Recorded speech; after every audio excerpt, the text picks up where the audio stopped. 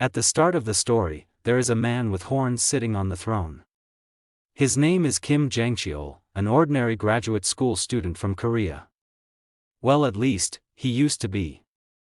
'Cause yesterday, he suddenly became the Demon King Kratos, the final boss of the game he liked playing. Well, that's a common story. I mean, bro is not the first person to be sent to a game. Anyway. The aim of the game, Paladin of Blood, which he used to play, was to revive the ancient hero who had fallen asleep. The MC decides to spare us the details, cause telling us something like that would not even help. Bottom line, bro is stuck in a game he doesn't want to be in, and as the Demon King no less. His aide, Zephyros, a level 15 demon, addresses the Demon King, Lord Kratos, and tells him that all preparations for the war has been completed. And that the army is waiting for his command. All the demons are excitedly waiting, and one of the generals of the army, the Prince Vampire, Azurat, who is level 534, is trying to hype up the crowd by telling them their starvation will end with today's great invasion. Their tragedy of being born in a barren land. The pain of having to eat their kind will end today. 'Cause they will make history that will last. They will rip the humans apart. Crush the elves and turn them all into their food. We see the other generals, the Cold Monarch Sergei, level 531, the Archduke of Fog Hartok, level 555, and the Black Boulder Tyrant Ball, level 539, just aura farming among the demons. The Demon King and his aide arrive to give the final command. Kratos yells out, for the demon army to listen up. The place becomes silent, and as everyone listens attentively, Kratos thinks to himself that this war must be stopped at all costs. He declares to the demon army that he, Kratos, orders all of the demon folk, from now on, they will stop their attack. And start farming. The demon generals stand there speechless at the words the Demon King just spoke. But some seconds later, they angrily yell out, "That's absurd." Kratos, with a scarier look on his face, becomes afraid of how scary they look. Bro, if you want to talk about scary, look no further than the mirror. 'Cause the four generals also get scared by him. Kratos knows that if they start this war, the playable character, aged Kimchi, level 9990, will come and he will die by his hands. The system pops up and informs the player that his 20th playthrough has started. Flashback to Kim Jangcheol before he was sent to the game world. He was a graduate student in a farming course at Korea University in hopes of becoming a rich farmer. He was clever, so he became the top student of his course in no time. But being the top student was not a good thing. Some lecturers approached him to write their thesis for them because he was so clever. Others wanted him to help them with their projects, because he was so good at doing it. Some even asked him to plow the fields. Okay, now these lecturers are trippin'. Bro felt like he was their number one slave.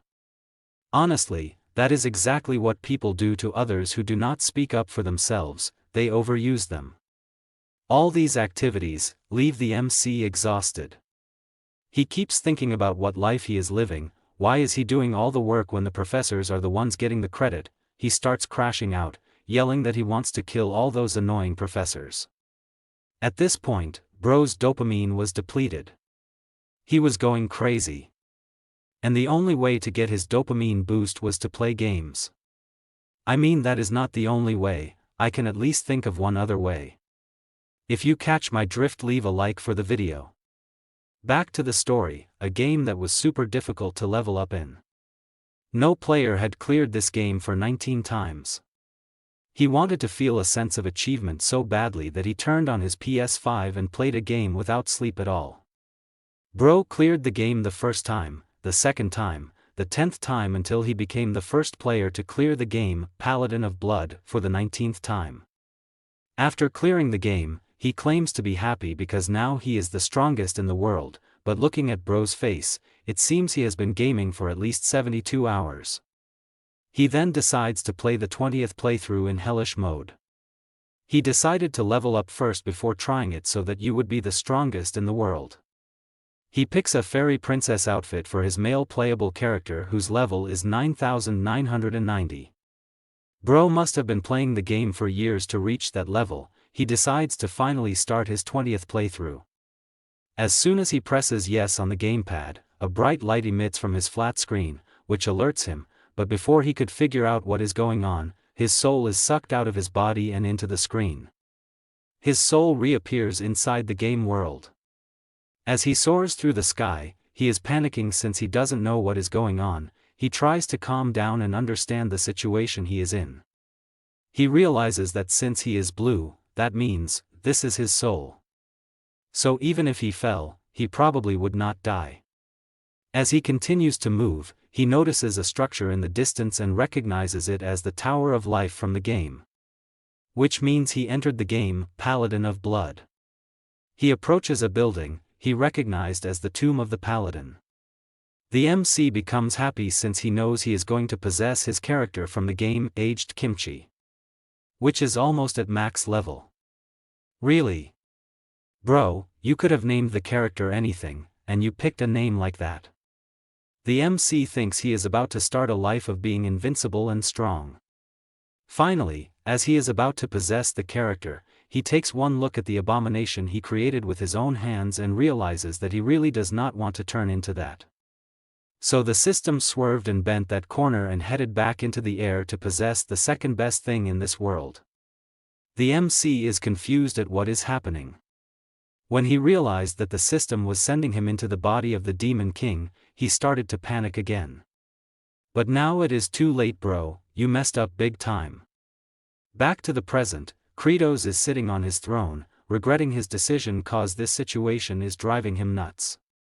If he hadn't had that stupid thought after looking at Aged Kimchi back there, he would have become the most overpowered character. What an idiot, bro really fumbled. Zephyros is walking through the corridor and he overhears the demon army generals talking. They think Kratos has definitely gotten weaker. That's why he got scared and stopped their attack. The vampire prince Azurat wants them to join hands to cut off Kratos's head and share the authority of the throne. After all, Kratos became the king by taking the head of the previous demon lord. Hartok asks what if Kratos didn't get weaker? At least 2 of the 4 of them will either suffer fatal injuries or die. Sergei asks Azurat if he can offer to be their shield, then they can give it a try. Azurat gets furious at her for trying to use him as a meat shield. While they are arguing, Baal is just craving something to eat. Azurat asks what if there is evidence that the demon lord has now gotten weaker? Will they attack him? The other confidently declared that then they would kill him. Zephyros hears everything the generals just discussed. He heads to the demon lord, and instead of reporting the evil plan brewing in the shadows, he just reports that the morale of the army has plummeted and that there have been more cases of their people attacking and devouring each other internally. Also, some of the people have left the land of the demons without notice. Kratos listens silently without responding. Zephyros finally reports that the 4 generals are enraged. They say that he has gotten weaker, and in fact, they are planning to work together to cut off his head. Kratos is trampling from hearing this news. He knows if the 4 of them attack him together, he will definitely die, and if he appears weak, he will also die. He wonders about the playable character, Aged Kimchi. Since he didn't possess that body, is it just a corpse? If that is the case, then charging into the human world would be better. Zeph suddenly shows him a video of the Tomb of the Paladin that was sent by one of their generals. The crystal ball shows Aged Kimchi violently bashing a demon who pleads for help. The hero takes it a step further by gouging out the eyes of the demon. This act scares Kratos and the demon. Kratos begins to sweat cause he knows he is screwed if he attacks the human world. The crazy hero will come after him, and honestly, he would prefer not to meet this crazy guy. He must stay here no matter what. At this rate, he will either appear weak or choose to surrender, and the 4 great demon generals will kill him. And if he charges into the human world, Aged Kimchi will gouge out his eyes and kill him. Bro is in a lose-lose situation. Kratos starts crying and wonders why he had to come into the game world. He can't find any happiness. He quickly regains his composure, stands up, and decides that the only way to be safe is to resolve the issue of food and get the demons to calm down. Zeph questions him on where he's going, and he responds that he's going to look for some land for farming. Zeph becomes confused upon hearing what he said and asks Kratos to come again. And Kratos responds with a pardon. He tells Kratos that he is narcissistic, arrogant, and has zero manners. For him to say, pardon, is shameful. That's gross and horrifying. So he should please not do that again. Kratos thinks Zeph is trying to provoke him. He wonders if he was such a character in the game. In the game, Zeph appeared just once before the battle with the Demon Lord without any explanation. But that made him quite a popular character. He had a few lines when he was confronted by the hero before he was eventually defeated by the hero. That was why players thought he was just either very loyal to Demon Lord or really respected him. Zeph tells him that his blunder this time was unprecedented and honestly, he has never met a Demon Lord who has lost that much trust from the demons. Kratos honestly thinks that Zeph is really annoying. Zeph asks him if he wants to farm in the Demon Kingdom. He didn't know Kratos' memory was only as good as a pigeon's. Kratos angrily tries to argue that he is the Demon Lord and Zeph is being too disrespectful, he should not push his luck. Zeph refuses and continues to talk. Kratos just wonders why Zeph is not the least bit scared of him. Zeph continues to explain that the former Demon Lords and himself have already tried farming in these lands but it didn't work because of the harsh and extreme temperature differences he should be well aware of. Nothing grows on these lands, Kratos is well aware of that. He knows this land is called the Land of Death, but with his current abilities, it's possible to save this land. He really hates farming, but he needs to survive first. If bro hates farming, then why was he taking a course on it in university? Zeph becomes confused as Kratos scrapes the ground and eats it. Zeph, ever attentive, writes down the Demon Lord's strange behavior. He seems to think Kratos has now become a beggar who eats dirt. The Demon Lord angrily questions his aide about what he's writing and tells him to stop. Zeph tells the Demon Lord that he's just performing his duties. After all, recording the Demon Lord's chronicle is important. He also tells him that his ability to remember things has definitely deteriorated. The Demon Lord thinks in his head that his aide is such a pain in the ass. He directs his thoughts from him and continues to think of how to make the land fertile for farming. He knows that the ground has zero nutrients and no nitrogen either. Nitrogen is an element that is absolutely necessary for the growth of plants.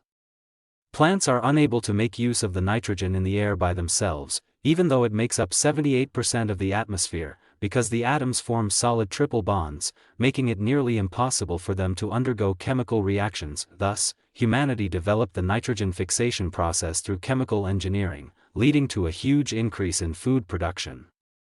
And to do that with such land, it's impossible. There is nothing to be used as the foundation for farming. That means we need to make use of the nitrogen fixation mechanism in nature.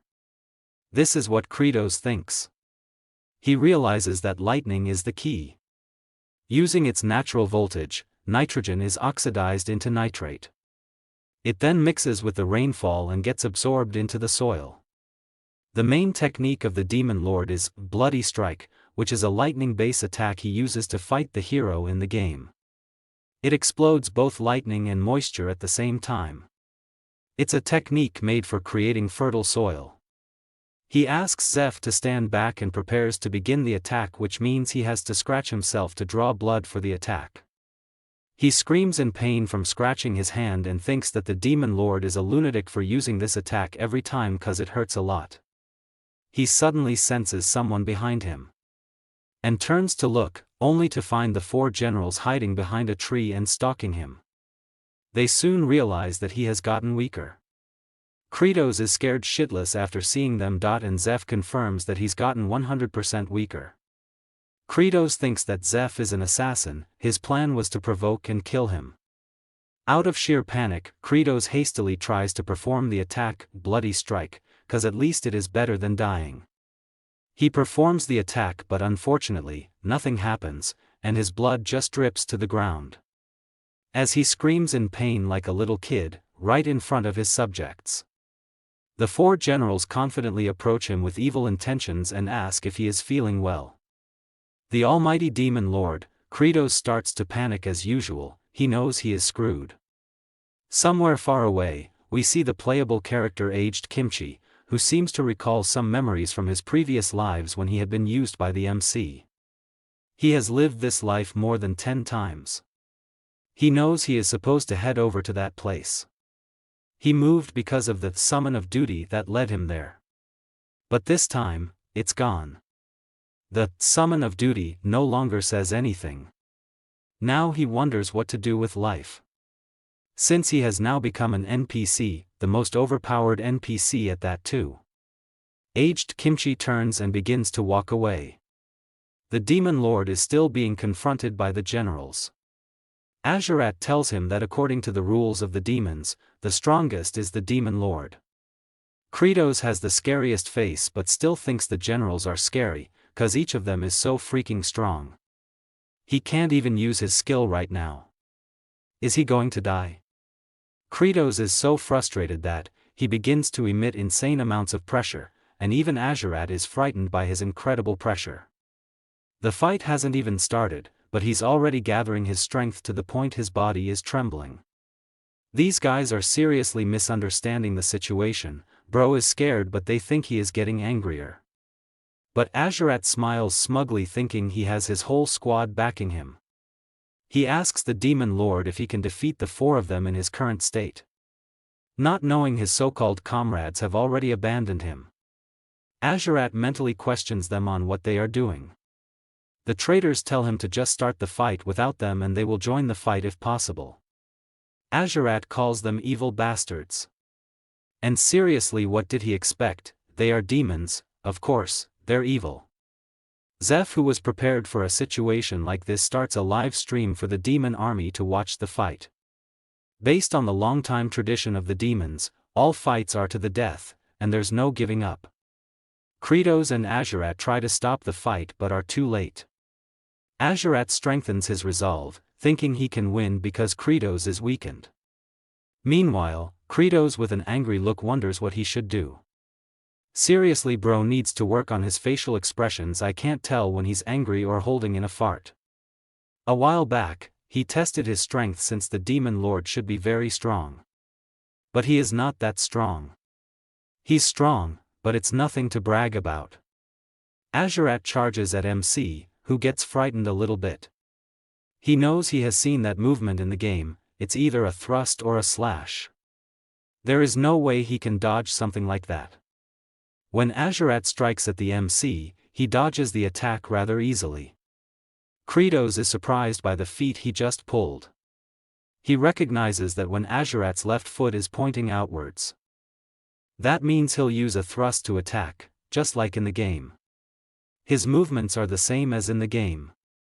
Azurat lands after failing to land his attack and turns to face Kratos. The other generals are discussing Kratos' intentions when he dodged the attack. He looked like he was about to counterattack and tear off Azurat's arm. Another wonders why he didn't. So they decided to wait and observe longer. Azurat slashes at Kratos and he successfully dodges the attack again. He is still surprised at how easily he is dodging the attacks. He thinks all of Azurat's movements are really the same as the game's. He remembers when he first met Azurat, he was absolutely taken aback.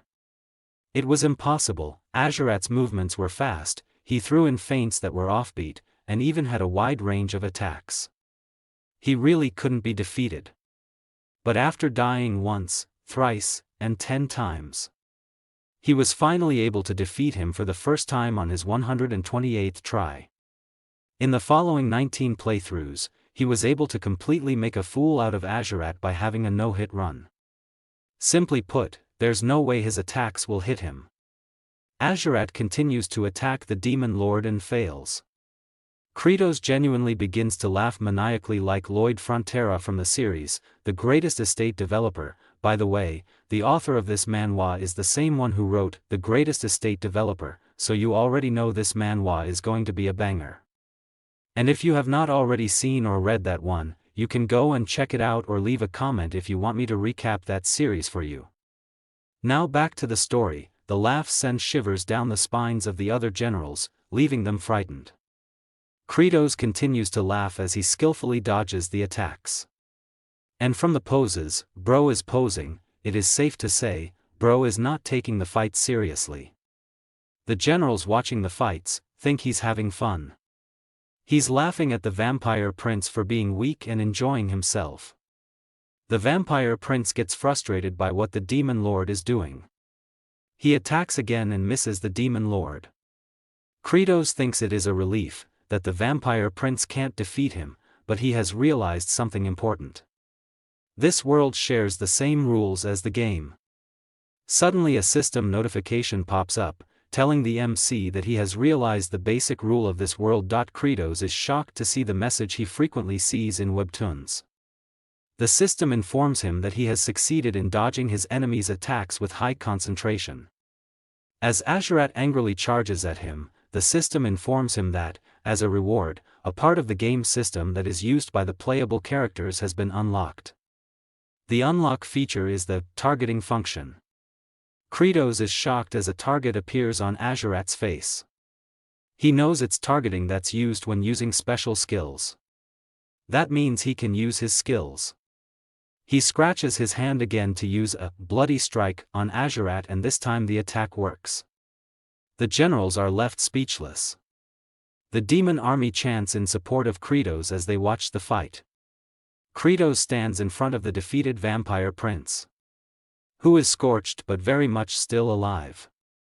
Kratos becomes angry that he is still alive after being hit by a bloody strike, which causes instant death in the game. Azurat survived because he's got a great recovery system, so he'll recover his energy in no time. So like the evil demon he is, he does the logical thing and strikes him again and again and again and again. And the generals are astonished by his ruthlessness. They think he's attacking him to the extent that the vampire prince won't die while causing him pain at the same time. But Kratos is actually trying to kill him and just failing. In fact, he wonders what to do to Azurat, who is lying on the ground. The system tells him that due to his attacks, he has torn off the vampire prince's clothes and he's now naked. The system might be a pervert because that is a pretty suspicious message to just mention. A new system feature, the inventory's armor removal, gets unlocked because of his attacks. Kratos wonders if there is some kind of good armor in the inventory. But he is disappointed to find the clothes that he's already wearing in there, and he doesn't see anything he can use right now. But first thing is first, he needs to get rid of the vampire prince because he's not strong enough to kill him and his recovery is great, so he will definitely get up after some time. Kratos gets a bright idea: since he's not dead, he can still target him. He can also keep firing bloody strikes at him. So with Azurat, he can infuse the ground with tons of nitrogen. With an evil smile, he declares that he is the smartest. He also realizes that the other generals are now scared of him and decides to test his luck. He calls the female general, Sergei, over and asks her to tie Azurat up tightly. She assumes the demon lord wants her to tie up a naked man because he is trying to humiliate both her and Azurat at the same time. Seriously, these people need to stop reading too much into the things the MC does. Azurat is later tied to a big stick and hanged like a scarecrow. The demon lord's bright idea was to first tie Azurat and plant him into the ground as a lightning rod. Azurat wakes up after he has fully recovered and shouts victorious after his recovery. He tells Kratos that he has indeed gotten weaker. To think he can't kill him with his bloody strike skill. This time he'll definitely cut off his head. But Kratos to proceed to step 2, attack the rod with the bloody strike skill. He unleashes several bloody strikes on the rod. With this, he can oxidize the nitrogen in the air into nitrite. Kratos calls Hartok and asks him to cover the whole area with fog. It has to be so thick that water will be flowing. Hartok thinks the demon lord plans to make the whole place wet so he can make his lightning more painful. What a creative way of torture. He has learned something new today. He begins to release fog and it starts to fall all over Azurat. This is step 3. In Step 4, release bloody strikes continuously on the human lightning rod. As Kratos performs his attacks, he also feels pain because of the way he is scratching his hand.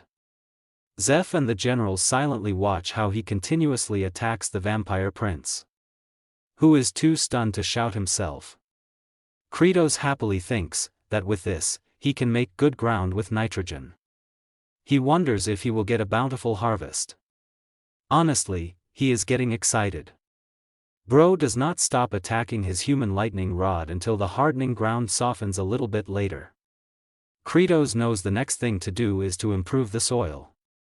This loose monovalent, structured soil neither allows oxygen to enter nor drains water well. For farming, crumbly, granular structured soil is ideal. Now he is going to need some manure.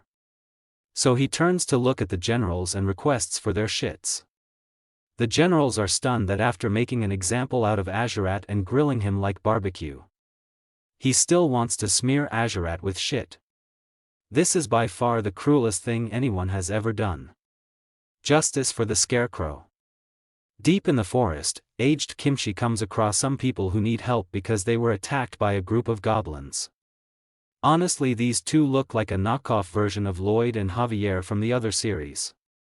The way Kimchi looks at them scares them. But he tries to reassure them that he is not suspicious or a bad person. But the knockoff Lloyd and Javier still think he looks horrifyingly suspicious. He asks if they hurt their leg or something. And then he picks up the injured person and asks the other to lead the way. The injured character praises Kimchi for his strength and he introduces himself as Envoy Rivage Azrahan and the one behind them as his servant Diol Frontera. Their names are just Javier and Lloyd spelled backward. They ask their savior for his name also. The NPC responds that is what he needs to find out starting now. Back at the Demon Lord's palace, the generals are seriously considering where to get the shit for the Demon Lord. Are they supposed to do it themselves on the spot or something? Sergei is embarrassed by how ridiculous this situation is. Honestly, it is disgusting. Bal explains that it has been a while since he last ate so he can't go number 2 and Sergei does not poop either. The embarrassed Sergei asks Bal not to talk about her poop. Hartok knows for a fact that even if they can poop, he still doesn't want to give the Demon Lord his poop. So they should just beat up the low-ranking demons and make them start pooping. I already feel like this will be the weirdest shakedown ever. They attacked some villages and threatened the residents to poop while under supervision. The scared demon tells the guards that if all of them are watching like that, then he can't poop, so they should wait outside at least. One of the guards tells Hartok that all the residents said the same thing. But Hartok just doesn't care. He just wants what he came for, so the demon should try harder. The low-ranking demon explains that he has not eaten in a while so he can't poop. Hartok grabs the villager by the neck and decides to take matters into his own hands and pluck it out of him. As he goes in for the kill, he is stopped by Bal. Hartok is irritated by Bal for interrupting him. Bal protests that piercing the demon's stomach means he will die and they will get no poop from him. They need to poop more so they can collect more. Hartok responds that's smart, considering it is coming from a musclehead like Bal. He tosses the demon to the floor and suggests that if he feeds them with Baal's meat, maybe they'll start pooping. The two stare at each other intensely to the point they start to scare the demon nearby cause he knows it is about to go down. Before the two could clash with each other, Kratos appears, yells at them, and attacks them to stop their clash. After electrocuting both of them, he tells them that humans are not the only ones who can defecate. Back in the Demon Lord's storeroom, he tells them that there's no use for feces with no nutritional value. They need to look for feces that can be used for manure. Manure? Zeph asks him. The Demon Lord replies by saying yes, it's the ingredient that provides the field with nutrients. The Demon Lord thinks to himself that manure is made with wooden ashes, weeds, soil, eggshells, and chicken feces. For wooden ashes and weeds, they can just use those empty houses they saw before. Now the only problem is the eggshells and chicken feces. Oh! Thinks the Demon Lord after coming to the realization. The demon lord tells Zeph to bring him the land map. He replies saying yes, Your Majesty. After looking at the map, he says the map is exactly the one he saw from the game. Which means, he continues, he should be able to find them here once he gets to the place. He thinks in his head the habitat of the demon seagulls. In the game, there are plenty of them all over the field. This shows that the seagulls can ingest a great deal of nutrients from the human's land. And then, they poop and lay eggs there. It's the perfect place. Zeph asks him if he intends to collect the feces of demon seagulls.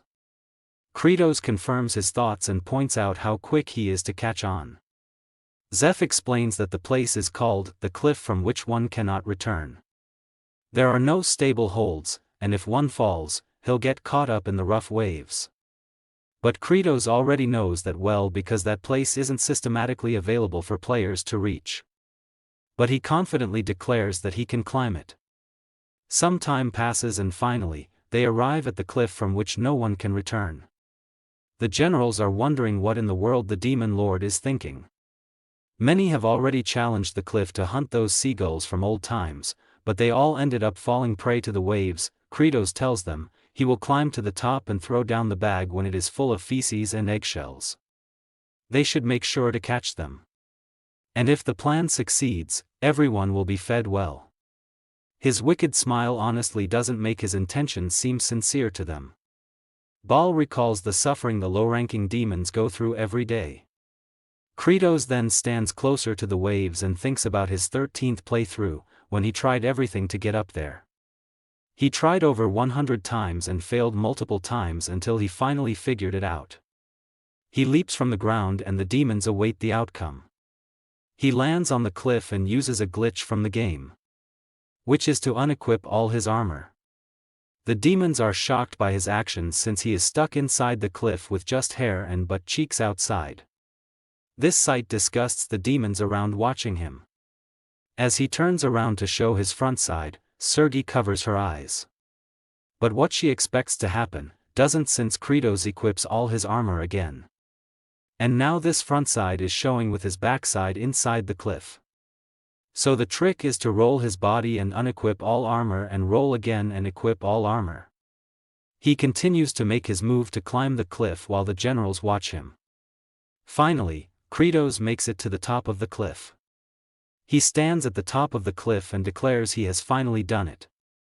A world where the game system is shared, an equipment inventory, and the edge of the map that supposedly no one can ever reach. Putting all of these facts together, he experimented and was convinced that it was possible. Baal said the demon lord said he would feed them all. So he will go up and help him. Zeph tries to stop him but ultimately fails and Baal rushes to climb the cliff. Kratos notices Baal too late, and Baal leaps onto the cliff to follow the demon lord. Kratos angrily yells at him to stop what he is trying to do. But he is too late and Baal slips from the cliff, almost falling to the waves. Quickly, Kratos grabs Baal preventing him from falling. But the muscle head is so damn heavy that Kratos thinks his arm might be ripped off. He questions himself as to why he is saving this muscle head. He is one of the 4 demon generals, a threat to him, wouldn't he be better off gone? He tells Baal that he has no reason to help him. Looking at Baal's face, it reminded him of a junior who asked him for help back in the university. A professor wasn't letting the guy submit his essay because he wanted to use him as his work slave forever. The student pleaded with him to help him. That way, the professor can at least take a look at his essay. Since the professors love him and he's the best. So the professor might listen if it is him. The MC remembers the guy was a junior who used to follow him around. He also knew since he was the #1 slave maybe the professor might have indeed listened. But he was scared that he might fall out of favor. That he might put himself in a disadvantageous situation. So in the end, he turned down the guy and walked away. He deeply regrets his actions back then. 'Cause maybe he could have saved that guy. So now, he is trying extra hard to save Baal. Maybe if he tries his best this time and squeezes everything he has a bit more to his absolute limits, The guy's face in his memory might be smiling instead. Kratos with everything he has tries to pull Ball up to safety and he even breaks his arm. But was still able to save Ball by throwing him to the top of the cliff. Later when he is nursing his injury, Ball asks him why he saved him at even the cost of his own safety. He had no reason to do that, so why? Kratos tells Ball he did it because the injury hurt less than abandoning his follower.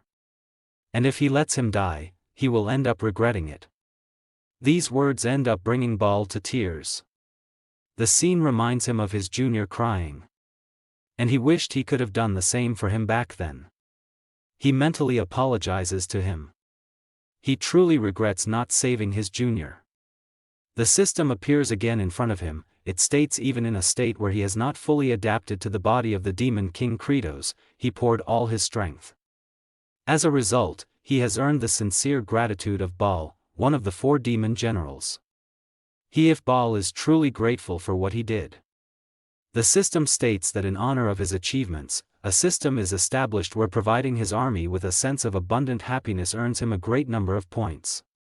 Kratos is still confused as to what the points are for. The system opens the happy point, HP, accommodation system. Happy points, he knows this. Is it something that can get me a discount for ice cream? Is there a place in this world that sells ice cream? The system quickly corrects him saying no, what kind of game world like this would sell ice cream? Kratos is surprised he can converse with the system. The system explains that, for each soldier in the demon army who feels happy from a full stomach, he will gain 1 happy point which he can use to purchase stats. It displays his current stats, and it shows that he is able to use 20% of Demon Lord Kratos' strength. He has 20% of stamina, mental strength, dexterity, and magic power. He is currently able to add 10% to each stat. The system also tells him to try to increase all 5 stats and attain 100% of Kratos' strength. He decides to test it out and tries to add plus 10% stamina. The system informs him that, to purchase stamina plus 10, he needs 50 happy points. And now he has 0. He realizes just how expensive it is. The system continues to explain that he can use HP to purchase skill enhancements too. The current skill that he can use is still Bloody Strike, which is level 1, he needs 250 HP to level it up. He knows he can do anything yet.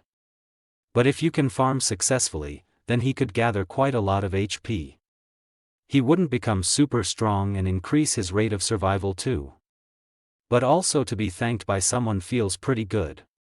His evil smile alerts Baal, who thinks he is trying to tell him that he'll rip him apart immediately if he doesn't listen to what he says since he owes Kratos his life. Kratos is a really mean demon lord. He didn't save Baal out of good faith. From the top, Kratos calls out his subordinates and tells them he will put the shit into the eggshell and throw it down, so they should make sure to catch it.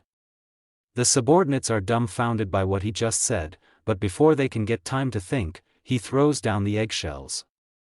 And to no one's surprise, all the shit spill out of the eggshells onto the subordinates.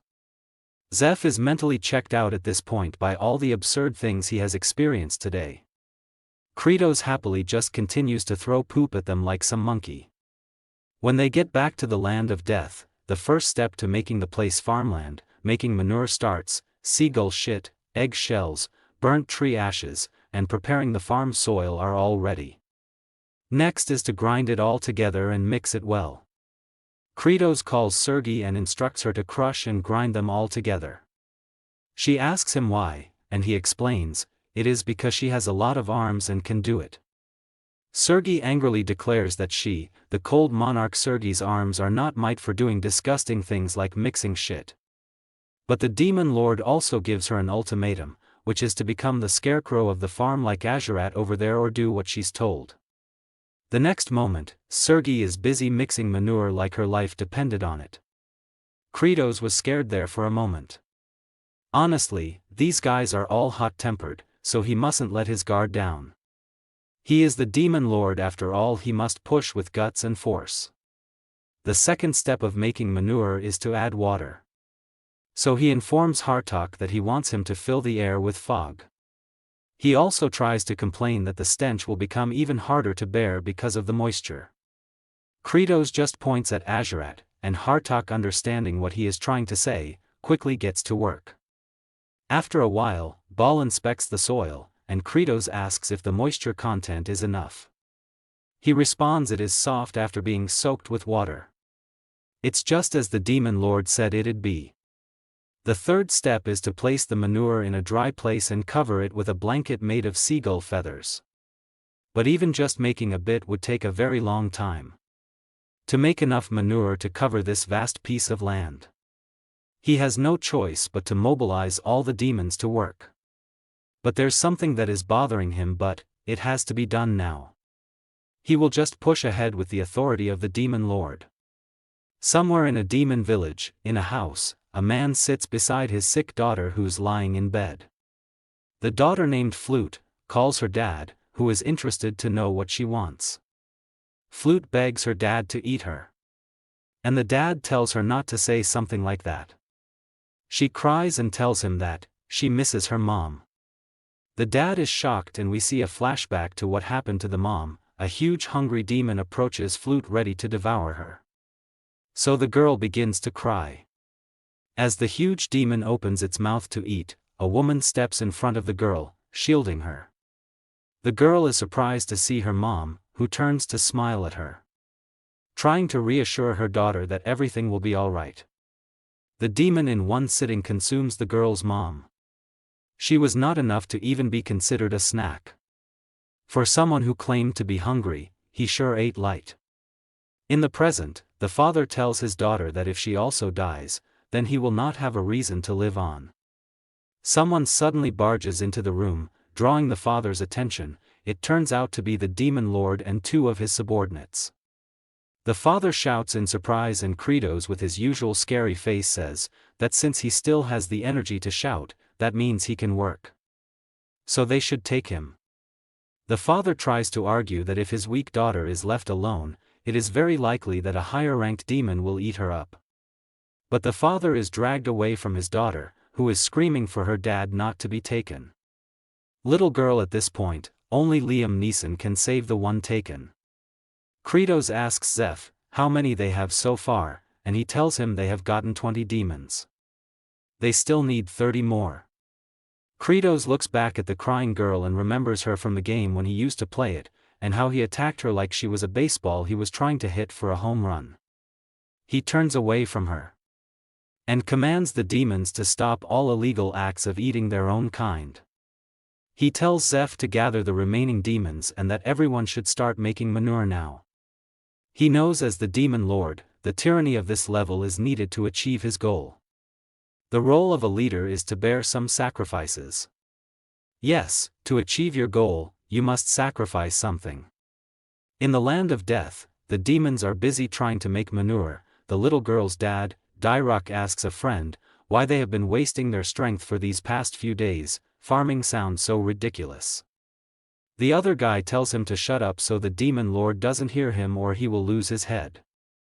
Dyrok tells his friend that they are going to die anyway, and if this land really becomes fertile, what are they going to plant anyway? They don't have anything to plant. Kratos appears behind him and asks if he's curious about what they're going to plant. Dyrok became scared upon realizing Kratos was behind him. But Kratos asks the man to just follow him. He thinks back to the day when he first saw a purple flower briefly. He knows that is something they can plant. He shows the demon the purple flower. He tells him that they will plant this particular flower's root for now. Bal and some demons have already dug it up from various places. The demon seems confused since that flower's root can't be eaten. When consumed, it sometimes inflicts extreme abdominal pain and could kill you. Kratos tells him that other than this, there is nothing else that can be chewed in this land. So the experiments to test if it can be eaten or not should be concluded by now. Kratos turns and tells the demon that right now, his daughter should be eating the flower's root. The demon becomes fearful upon realizing what the demon lord said. He starts to run frantically towards his home to check on his daughter. He wonders why they are doing this to an innocent girl. He hopes his daughter will not eat it. When he gets home, he yells at his daughter not to eat it. We see Zeph and Bal are the ones here to witness the results of this experiment. The dad is shocked at what he is seeing. His daughter is okay from eating the plant, and now she doesn't have peeled skin anymore like the last time. She tells her dad that even though she ate the plant, she doesn't feel any pain. He asks her if she is alright, and she tells him that she was also fed yesterday and didn't feel anything. What a cruel lord, using this little girl like a lab rat. Kratos arrives and asks if the man now believes him. A long time ago, humans of a certain land also made that poisonous plant edible somehow. They successfully cultivated it and were able to resolve their hunger issues. The food she is eating is known as potato. Flute is surprised the demon lord is showing such kindness to a lowly demon like her, and she thanks him. The system informs him that parts of his demon army feel happy from eating, so he has received HP for the first time. His HP count increases by 1. Kratos is truly astonished by this and looks at the girl, who seems happy now as compared to the previous times. Just because he is the demon lord doesn't mean he has to always look serious. He shows his signature smile, the smile from hell, and tells the girl that a brat like her just has to eat her fill and grow up tall. Everyone gets scared thinking he is just trying to fatten her up so he can eat her. He truly is an evil demon lord. Honestly, I think bro was trying to smile softly and say something nice, and it came out as a threat to her life. The deepest place in the vast territory of the demon lord, Chavinda and Tor. The territory is divided into 5 areas, and this area is located in the deepest one. It is freezing cold at night and burning hot in a day. This climate reminds one of the Andean highlands. In the past, people in the Andes didn't have enough food to eat. So they ended up eating poisonous wild potatoes. Then, they died. Humans are like that, they are capable of turning things that you ask them not to eat edible.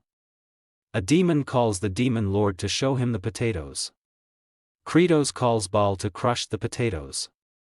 He leaps into the air to crush the potatoes. Take your time, they are just potatoes, and lightly stepping on them will work just fine too. Bal is using his meteor stomp on the potatoes that were frozen for 5 nights after melting them during the day.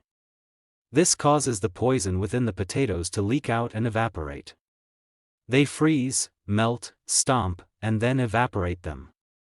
After repeating this process, they dry them up and store them before cooking them slightly. They then become wild potatoes that can be eaten. The completion of Chuno. Kratos tells Zeph to gather the farming squad that's making manure. With his signature smile, he informs him it's time for snacks. They'll enjoy eating this, won't they? At the gathering, Kratos tells them that there isn't that much, so only take 2 each. Zeph informs him that there is still a lot of potatoes left. Can't they just make more of them? Kratos doubts there are even that many left. It's far from sufficient if they want to feed the whole demon army. Therefore, they obviously have to plant the remaining potatoes and grow them 1,000-fold. The workers are skeptical about the potatoes since they are poisonous roots that can kill you. Some of them lost their relatives after they ate some. Flute's dad tells his fellow workers that the demon lord has changed it and it can be eaten now. His daughter ate this and was fine after. One of the workers calls him a fool, and that the demon lord with his devilish smile is not someone who will give them food. He is looking forward to them eating it and then rolling on the ground until they die. But Flute's dad, to the shock of the others, ate the chuno. And tearfully yelled out, "Long live the demon lord." After the farming squad observed the first person who ate, they all ate up the chuno quickly and turned to the demon lord. The demon lord gave them food that could be eaten. They start to cheer for the demon lord Kratos. Kratos doesn't really like the chant and decides to change it later on. Zeph thinks that the demon lord makes it seem like he has no doubt that he will be able to make edible food on this barren land. Maybe he can really bring an end to the tragedy caused by hunger. The system then notifies Kratos that part of his demon army feels happy from eating, so he has received 50 HP, making his total 51 HP. Kratos becomes happy by this fact and thinks that's a decent number of points. He can make himself a little stronger now. However, what will benefit him the most right now, he has no idea, so maybe he'll just gather more points first. He will now split the manure squad and the potato gathering squad. Zeph draws the attention of everyone and tells the farming squad to tell this to the people after they get off work today. Tell them that edible food can be grown even on this land. They promise that demons who dig up wild potatoes will be given food vouchers that can be exchanged for chunos. Kratos is not surprised that the annoying aide is just as smart and helpful as he looks. Demons of the village faithfully dig up all the potatoes for their demon king. While one side will keep producing chunos that can be eaten, the other will make manure. Kratos even moved his special lightning rod around the fields, placing it in different spots and striking it to get nitrate for the field. At this point, even M's starting to feel bad for Azurat. Poor guy, all because he is immortal. But Kratos's job is not done. Now that there's enough manure, it is time to move forward to the next step. They need to spread manure evenly across the land. But the land is too vast. The land is just too much for the farming squad, who are surviving only on a few balls of chunos, to cover it. While he is thinking of his next moves, Azurat calls him a bastard and tries to get him to just kill him. He strikes him again to shut him up and wonders if he can get a demon general who functions well even while starving. Even without rest, he can work for a long time. Is there really no choice but to wait for that? Back in his throne room, Kratos asks Zeph if he requested more troops from the Star Masters. Zeph responds with a yes and explains that they have in fact ordered to stop attacking and provide as many troops as possible for farming. Messengers have been sent to the 4 Star Masters who manage each area of the demon land. And at the moment, they still haven't received replies from any of them. Kratos wonders if the messengers collapse from hunger on the way there. It is too tough to spread manure with the current number of troops. In the demon's land, 1st Star area, Cliff of the Dead, a subordinate is informing his lord that according to their scout demon's report, the demon lord Kratos has really become an aura farmer. Sorry, he is just a regular farmer. And it seems he has already created edible food. The lord thinks that Kratos has become a farmer because he is scared of him, since he gets stronger when more demons die. So Kratos stopped the war and reduced the number of people dying of starvation to keep him in check. This old ghost is the 1st Star Master Father of the Dead, Saruthal. Look like we have found our first casualty of the series. Ghost Zaddy asks his aide, Vikamer, if he took care of all the messengers who were sent to the 2nd, 3rd, and 4th Star areas. The follower responds, yes. The other Star Masters have no idea about the war being stopped and a farm being created. Ghost Zaddy wants the demons to die of starvation cause only then can they become his food and army. So he swears to kill Kratos and become the new demon lord. We all know what happened to the last guy who went down this road. He calls Vikamer and tells him that he wants him to destroy everything related to farming that Kratos has done. At night, when Azurat is suffering from the cold air, Vikamer appears and states that Kratos is vicious for turning Azurat into a living corpse to make an example of him. You are witnessing how cruel the demon lord can be, and you still plan to destroy his hard work. Some people really need consequences to learn a lesson. Vikamer assures Azurat not to worry. Lord Saruthal likes his aggressiveness, so he will take him in after he kills Kratos. He commands the ghosts to destroy the wasteland till it can never be used again. The ghosts move ahead to destroy the hard work of the farming squad. One of them asks Vikamer what to do with the manure. He tells them to throw them all over the fields and laughs like every villain in action movies. Wait, what? Are they here to destroy or help with the farming? The mischievous ghosts start to scatter the gathered manure evenly everywhere. They even mix it into the ground to the point not even a single manure can be seen.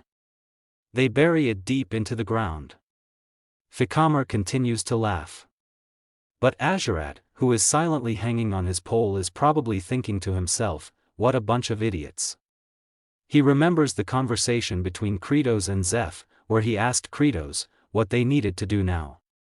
He explains that the manure needs to be grinded finely and mixed into the ground. Doing so is really tough. So it's impossible for the farming squad to do it. As Fikama rejoices, not knowing he is actually helping with farming, Azuret wonders what these fools are trying to achieve here. After a couple of hours, one of the wraiths complains that, there's no end to this. And another tells him to, stop lazing around. If there are any bits left unturned, the Demon King Kratos will make it a farmland. The first wraith calls the other wraith, number 2718, and tells him he is working extremely hard today. He always lazed around. Oh yeah. That's true, 2718 responds to number 1341. But I don't know. I just feel like working today. When I look at all the work we've done, I feel proud, you know. Like I've done something productive. 1341 silently looks at him and calls him an idiot. The other wraiths around exclaim, today, we will be idiots too. As they work, the sun begins to rise, and they realize that there isn't much time left. One gets excited and asks, aren't we too good at this? Another finally notices the sun. He thinks he lost track of time because of their work. The sun appears and burns them to death. However, they think a death like this isn't bad. They were productive, after all. The wraiths finally die, and their souls happily pass on to the afterlife. Fikama tearfully tells the dead wraiths that they did it. So they should please rest somewhere nice. And now, we'll see how Demon Lord Kratos reacts. In a barn near the farm, Demon Lord Kratos tells Zeph that, tilling the field took longer than expected, but they took just as long themselves. Staring at a lot of potatoes, he says, all these potatoes are in a dormant state. The confused Zeph asks what he means by a dormant state. And Kratos explains, the potatoes won't grow sprouts. There's no use even if they plant them. It's as if a potato was peacefully sleeping in the earth, and someone just yanked it out by the hair. The potatoes then passed out from the shock, and their biological rhythm paused. Their dormancy will end quicker if he leaves them for about 2 to 3 weeks at 4 degrees Celsius, then suddenly move them someplace warmer and dark. Kratos wanted Sergi to imbue them with her cold energy, but she's really angry right now. And Hartok's up to something as well. He won't be able to avoid those two attacking him together, so he better think of another way. He thinks it's okay to raise the storage's temperature to about 23 degrees, so he had the farmer soldiers do squats. But they all got tired, so that's also a failure. The frustrated Kratos then says, let's go to the farms, Zephyros. He thinks, I'll do what I can for now. I need to at least imbue the soil with nitrogen. But to his surprise, when he gets to the farm, the dirt is all mixed up, and the stink is filling the area. The whole land of death was ready for planting. He wonders to himself, what kind of miracle is this? The excited Fikama thinks that the Demon Lord is shocked. And he laughs and assumes the operation was a perfect success. But without him realizing it, one of the demon generals, Baal, is standing behind him. Baal then grabs Fikama and brings him before Kratos, telling him that he caught him hiding behind the only tree in the entire land of death. Fikama tells Baal to let him go as he struggles to free himself. Kratos immediately realizes, that's Fikama, one of the bosses from the Cliff of the Dead. He wonders, did he come here on his own after hearing the call for reinforcements? Kratos questions Fikama, what are you doing here? But before Fikama can utter a word, Kratos hits him. And Zeph asks why Kratos is hitting him before he even has the chance to answer. Kratos states, it looked like he was trying to hide something, and beating someone up is the most efficient way to deal with that. Fikama is not surprised by the Demon Lord's actions. However, he, Fikama, will not speak so easily. Again, before he can finish his sentence, Kratos uses his own version of Goma Goma no Gatling on Fikama until he gets tired and stops. The system informs him to use HP to purchase various stats. The system shows him that he possesses HP, 51. Kratos uses 50 HP to upgrade his stamina. Stamina increases from 20% to 30%. And before Fikamer can even say another word, he is beaten up again. But he finally decides that he will talk and be honest about everything. Fikamer explains that he was ordered to mess the farmland up in order to starve all the demons. Later, back at the Demon Lord's castle, they figure out that Saruthel was the one who cut off the requests for reinforcements. Kratos understands why Saruthel would do all this, since he only becomes stronger when more demons are starving. Zeph tells him, this is an act of revolution. And this might be a chance. If we take down the first Star Master Saruthel, the demons who were complaining because of the suspension of the expedition will take it as a warning. But Kratos thinks, even if that wasn't an issue, they'll keep getting in the way of my farming if I just leave them be. I need a surefire way to deal with them. Zeph then tells Kratos that the main problem would be how to defeat Saruthel. He's a ghost. Kratos responds, yes, he has the ability to turn his body like that of a ghost. Even in the game, Saruthel was all over the place in the Cliff of the Dead, which is already a complicated map. So the entire stage was like a game of hide and seek with him. If it's too hard to kill pests because they hide, then you have to pull the pests out of their nest. Back on the field, the little girl is looking at the living scarecrow, Azurat, who angrily asks, "What are you looking at?" The little girl shyly tells him that she heard it's thanks to his sacrifice that they now have food, so she is here to say thank you to him. Azurat becomes furious and asks, "How dare you mock me, Azurat? I'm going to kill a damned brat like you." The girl gets scared and runs away screaming for help. Azurat then promises to go find and kill Kratos the moment he is free from the rod. Suddenly, Azurat hears people singing and chanting a few distances away. He assumes it is Kratos. In the distance, we see the silhouette of the demon lord Kratos and the villagers coming toward the farm. We also see Fikamer on a rod and the villagers holding a banner that says, "Congrats. Second lightning rod in the office." As Kratos and the villagers dance and sing while approaching Azurat, he thinks that there is finally a second lightning rod, so that means he is free now. He starts to cry and says to himself that now, he won't have to become a rotisserie chicken all day and night. But to his dismay, Kratos plants the second scarecrow right next to him instead of replacing him. I mean, why have one lightning rod when two is even better? Without wasting any time, Kratos releases his strike attack on them. And Azurat, who at this point has accepted his fate, realizes that when Kratos said, "second lightning rod," he meant that there are two lightning rods now. As Kratos continues his barrage of attacks, Saruthel, who is watching the whole time through a crystal ball like some kind of fortune teller, gets sad about what Kratos is doing to his loyal confidant, Fikamer. As Demon Lord, Kratos continues to strike Fikamer. Saruthel weeps for his subordinate, he wonders how painful it must be. But the sadistic Demon Lord, Kratos still doesn't stop and continues to attack Fikamer, who growls in pain. Saruthel, who is watching through the crystal ball, begs Kratos to stop. Kratos glances at a strange creature with a crystal ball in its hands. He knows that, the bird is a reconnaissance wraith from the game. Looks like someone is keeping a close watch on them. The Demon Lord gets angry at the thought of someone trying to ruin his harvest, he will surely make them regret it. After some time passes, as the little girl is busy trying to farm, Azurat silently stares at her. He then asks the little girl what she is doing, to which she explains that, since the Demon Lord, the 4 heavenly generals, and all the adults are working hard on farming, she wants to help as much as possible. Azurat calls her a stupid demon brat and tells her that Fikamer and the wraiths already plowed the fields, so she should at least do something useful. The little girl thanks Fikamer for plowing the fields and becoming a lightning rod for them to farm successfully. Fikamer becomes happy, calls her a cutie, and tells her that she made all his hard work worth it.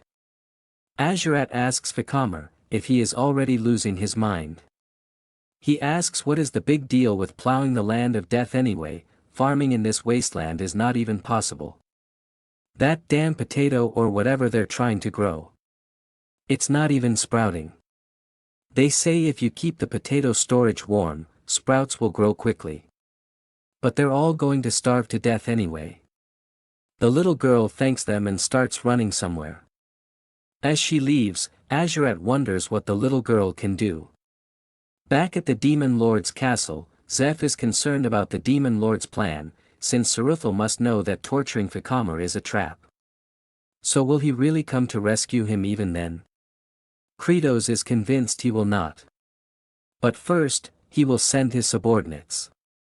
If they want that idiot to come out, they'll need to eliminate every single one of his subordinates first. He then orders for none of them to be left alive when they attack the fields at night. At night, while Baal is guarding Fikamer with the other farmers, Saruthel, who is watching them through the crystal ball, calls Kratos a fool for thinking that just waiting around, ready to attack, will make his subordinates appear. While it's unfortunate for Fikamer who was captured, Saruthel has only one true goal, which is to ruin the harvest. Saruthel sends his crop wraiths to go and attack the barn, where the potatoes are. The lizard-like ghosts quickly advance towards the barn. To crush and trample the potatoes to oblivion by orders of their master, Saruthel. As soon as they enter the barn, Kratos, who was expecting them, shows himself. This revelation frightens the crop wraiths. Kratos tells them that he knew the crop wraiths would appear here. Kratos, with a scary look, welcomes them to their grave. He remembers the time he used to play the game. The first time he encountered these crop wraiths in the game, he felt pure despair. Saruthel's second elite force. The real problem is that they always move in swarms. If they even touch you physically, they'll latch onto you and rapidly age you. Not to mention, they copy skills you have equipped. They're a complete nuisance. But Kratos is calm about this because there is a way to wipe them out. Which is to attack them with lightning-based items. Kratos scratches his hand and asks who wants to be the first to be fried. The crop wraiths realize it was a trap and decide to escape. But Kratos wouldn't let them escape since the real trap is what comes next. The barn doors close and the wraiths see blood all over the barn. Turns out, the Demon Lord had smeared his blood all over the barn last night. And now he plans to use Kratos's Phase 2 ability. He touches the floor with Bloody Strike, and the entire barn becomes electrically charged, stopping the crop wraiths from escaping and shocking them. This attack is called Wide Area Bloody Strike. Kratos yells for farm guards to know that now they can attack the crop wraiths with physical attacks. The farm guards rush into the barn with farming tools, ready to attack the now scared crop wraiths. Kratos knows the farm guards may look unimpressive, but in the game, they're the strongest units in the final map. So the weakened crop wraiths are nothing to them. As the farm guards beat up the crop wraiths, Kratos feels happy. He thinks he is like a ruthless, smart alpha demon king, and maybe he actually fits well in this world. When he spots a wraith that hasn't been fried yet, he quickly jumps to zap it and finish it off personally. He is surprised when he hears a scream behind him. He turns and finds the little girl hiding inside the potatoes. He is honestly surprised and wonders when she got in there. One of the wraiths also spots her and decides to attack her. The girl's father gets scared to see this, but Kratos quickly picks up a potato and throws it towards the wraith since his attack, Bloody Strike, won't reach that far. As the potato approaches the wraith who is about to attack the little girl, Kratos wonders what he even expects to achieve by throwing a potato. As soon as the potato makes contact with the wraith, it begins to absorb the confused wraith and successfully transforms into a sprout. It falls next to the little girl. The rest of the wraiths are able to flee the barn. Kratos walks towards the sprout to check it out. He quickly realizes that the wraith's aging ability has jump-started the stalled biological clock of the potatoes. Kratos digs up the little girl from the potatoes, and with a terrifying smile, he congrats the little girl for doing a good job. This act only terrifies the girl. Kratos then calls out the farm guards and tells them that from this moment on, they should forget luring out Saruthal. He picks up a potato and explains that, from now on, they will be going on the offensive, that'll benefit them more. The next morning, Azurat seems to be having an existential crisis from being a lightning rod for too long. He stares at the beautiful sun before him and is just grateful to face it. His stomach growls since he hasn't eaten in days. Someone then calls Azurat from below, to which he turns to look and sees the little girl. The girl thanks Azurat for his advice on the potato sprouts, and as a sign of gratitude, she brings him a ton of chuno. To which his eyes widen in surprise. She explains that Kratos gathered a lot of farmer guards and went off to sprout potatoes. Azurat could care less about what Kratos is up to when he is hungry. He begins to frantically move his head, and the little girl decides to throw the food at him. But her first attempt hits him in the eye. And he threatens to kill the girl again. But she throws a few more and one of them ends up in his mouth. The system notifies Kratos that a part of his demon army feels happy from eating, to which 1 HP is then added, bringing his total to 302 HP. Kratos wonders about who he is receiving the HP from. But honestly, he doesn't mind, since the more HP, the better. He will need to save it for the Saruthal raid. He then commanded the farmer guards to advance for a bountiful harvest. We see that Kratos is moving towards a bridge to get to Saruthal's territory. The Wraiths quickly decide to cut off the bridge to stop Kratos and his forces. As the bridge falls, they decide to mock Kratos and ask what he will do now without a bridge. The next moment, Kratos is in the air, right in front of them, leaving the Wraiths shocked, but he then begins to fall and the Wraiths laugh at how stupid Kratos is, for jumping down to his death. Only to be shocked, when they see him in the wall, with his head and plump cheeks out. Before they can fully comprehend the situation, he turns and starts moving upward toward them at an alarming speed. Kratos manages to reach the entrance and the Wraiths run away scared of this weird pervert. Kratos gives Zeph the sign to do as they planned ahead of time. And begins to sprint inside the building. He thinks that, according to his brilliant strategic plan, the crop wraiths should be terrified of the potatoes, but if he charges in all alone and unarmed, they might attack. Saruthal gets excited that Kratos is all alone and without the cursed potatoes, so he orders the crop wraiths to attack. Even just grazing Kratos means victory for them. The crop wraiths try to attack Kratos, but he uses his secret technique, the quantum leap move, to get past them and disappears into the wall. The crop wraiths discuss how creepy that move is. One points out that he is upstairs. They relentlessly chase after Kratos, trying to catch him, but they fail every time since Kratos keeps disappearing from time to time with his secret technique. As Kratos is escaping the pursuing wraiths, he knows that this is the 19th time he has done this, so he knows every corner of this map. He knows all the areas where enemies appear. He finally stops at a point and is immediately surrounded by all the wraiths. Kratos just stands there calmly. The wraiths move in for the attack while mocking the demon lord for being tired. Kratos tells them that he is not a demon lord right now but a veteran player. Suddenly, Zeph shouts for the farmer guards to throw the potatoes at the crop wraiths. The potatoes begin to sprout the moment they make contact with the wraiths. Kratos can finally rest because the job is done. Zeph thinks he was unsure at first, but it turns out the demon lord's words were spot on once again. He recalls the time the demon lord was explaining his plan to him. He told Zeph that he would go inside first and gather the wraiths in one place, so Zeph should lead the farmer guards and follow the map. Zeph told Kratos that the map leads to a dead end, and likely there's nothing there. But Kratos smiles and tells him that there is a secret shortcut there. Kratos recalls the time when he played the game, after escaping the horrifying cliff of the dead, right before reaching the final map. He scoured the area and found it. There's nothing there yet. It's made with such detail and he thought, why is the texture different there? So he tried to attack it and found a secret path. That's how the places were connected. The tunnel connects the place where he had his first battle with Saruthal to this cave. Also one could obtain the elixir of metamorphosis there. The elixir of metamorphosis is a compressed soul of countless dead meat piles. It can only be consumed once, but who knows what might happen. In the present, the farmer guards are happy to obtain sprouts that they can plant. The little girl's father is happy that they can now eat their fill. Kratos remains silent, and he remembers the face of an old woman from his past life as Jangcheol.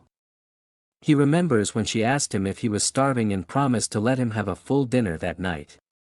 But sometime later, as he returned from school, he saw an ambulance taking her away. In the present, the demon lord tells the farmer guards that anyone who tries to get in the way of them finally eating will be completely wrecked. Baal calls Kratos from behind and tells him that Saruthal is strong, so he wants to help too. Kratos tells him to just carry the potatoes and leave this job to him. At the place where the great heart of the ice spirit is, Saruthal is seen asking the ice spirit to bind and defeat more spirits with its mighty cold. And grant him more troops and power. But he is suddenly kicked into the ground by the demon lord, Kratos. Saruthal asks him how he got there so quickly, and Kratos responds that it's none of his business.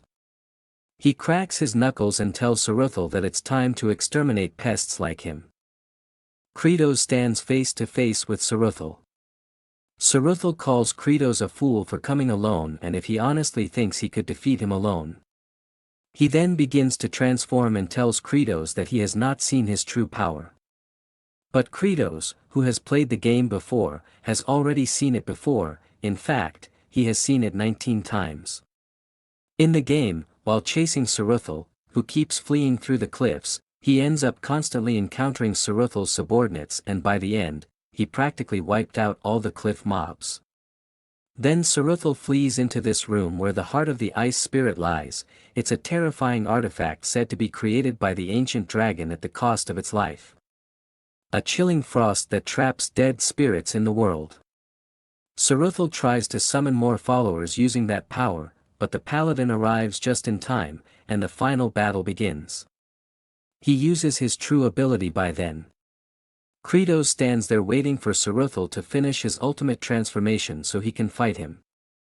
Saruthal says that he is strong, which is why he will win this battle. Kratos explains that Saruthal's ultimate is to perfectly copy his opponent's stats and materialize them. This is the endgame. At this point, he has the same stats as his character, which are at their peak.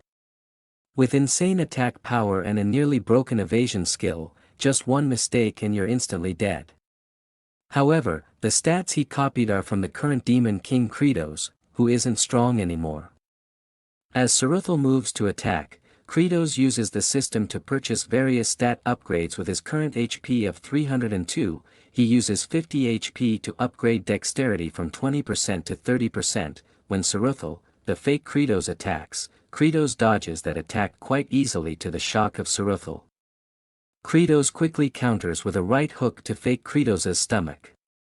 Before fake Kratos can throw a left jab, Kratos uses 50 HP to upgrade physical strength from 20% to 30%. And meets the punch with his own punch. This leaves fake Kratos in pain, to which he asks why Kratos is perfectly fine. Kratos smugly tells him that farming requires a brain too. Fake Kratos decide to use Bloody Strike. But again Kratos uses 100 HP to upgrade magic power and mental strength from 20% to 30% each. They both release Bloody Strike on each other, but fake Kratos becomes shocked when he is outmatched by his opponent and shocked. This final attack completely undoes the transformation and Saruthal melts to the ground before Kratos. The system informs Kratos that he has used HP to upgrade all his stats by one tier. Stamina is 30%, mental strength is 30%, physical strength is 30%, dexterity is 30%, and magic power is 30%. Kratos is stunned to see this, and the system continues to inform him that the growth quest, level up all stats, has been achieved. As a reward, the new skill, Summon Farmer's Throne, is unlocked, and can be unlocked as 100 HP. The tune of a farmer king is equipped with a variety of sturdy farming tools. Kratos is pleasantly surprised by this since he actually needed some new gear. The melted Saruthal calls Kratos and asks if he thinks it is over yet. Nope, there is always a phase 2 in the second half of a fight, Kratos says to Saruthal. Saruthal transforms into his origin. The form of the ancient evil dragon. Kratos says seeing this form in person actually looks insane, the attack power and HP pool are no joke.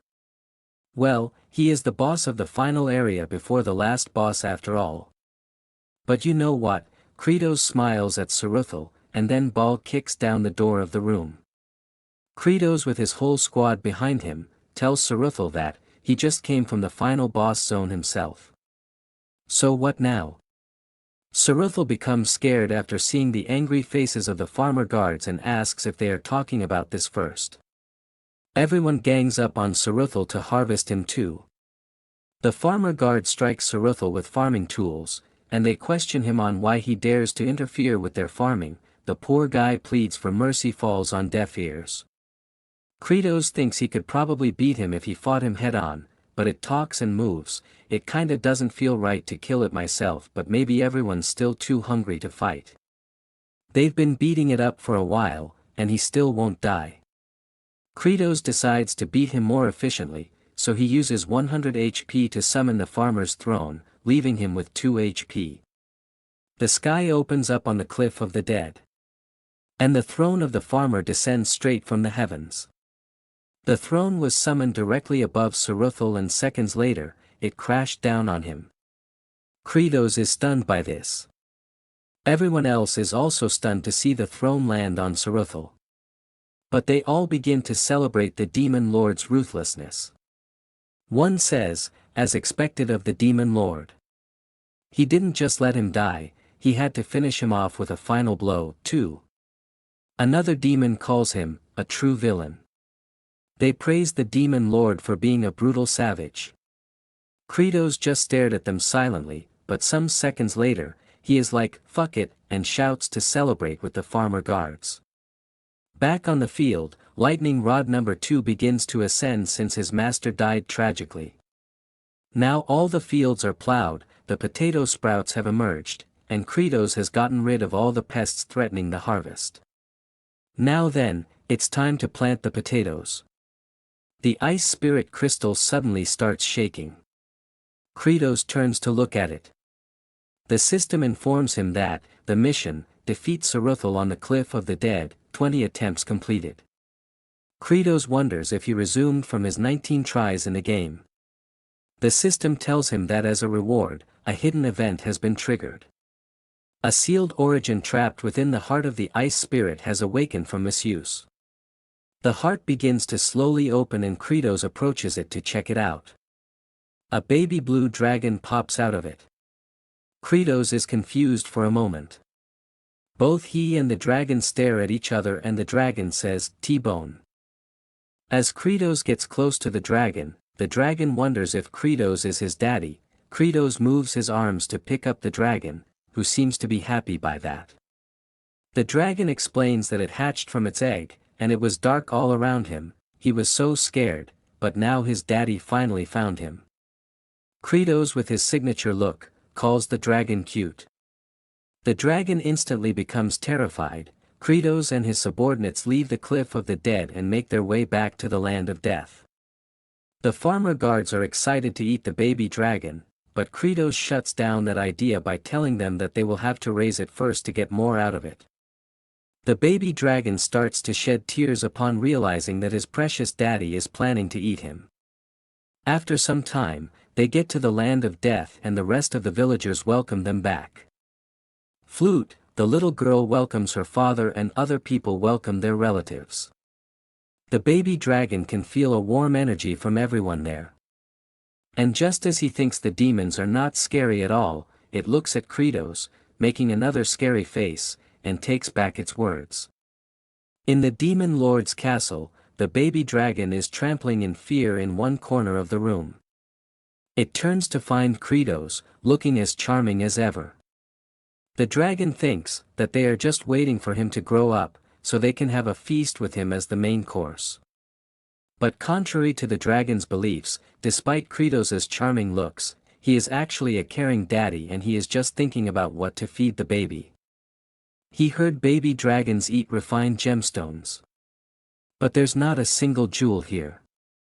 Only heaps of rusty old metal. Zeph comes to report to the demon lord, and as expected they're facing difficulties building the ridges. Kratos is not at all surprised by this. To plant crops properly, one needs to build ridges. Or mounded earth along the boundaries of fields or paddies. Naturally, this requires pure soil only. But this land is full of rocks. The farmers struggle to use pickaxe and digging is impossible since more rocks keep popping up. The baby dragon thinks they are all just slaves and very soon he will be worked to death like the rest of them. Kratos thinks that this isn't a field but rather feels more like a coal mine. At this rate, it'll take forever just to clear the rocks, and if they keep using this much manpower every day, they'll run out of the chunos they prepared as rewards quickly.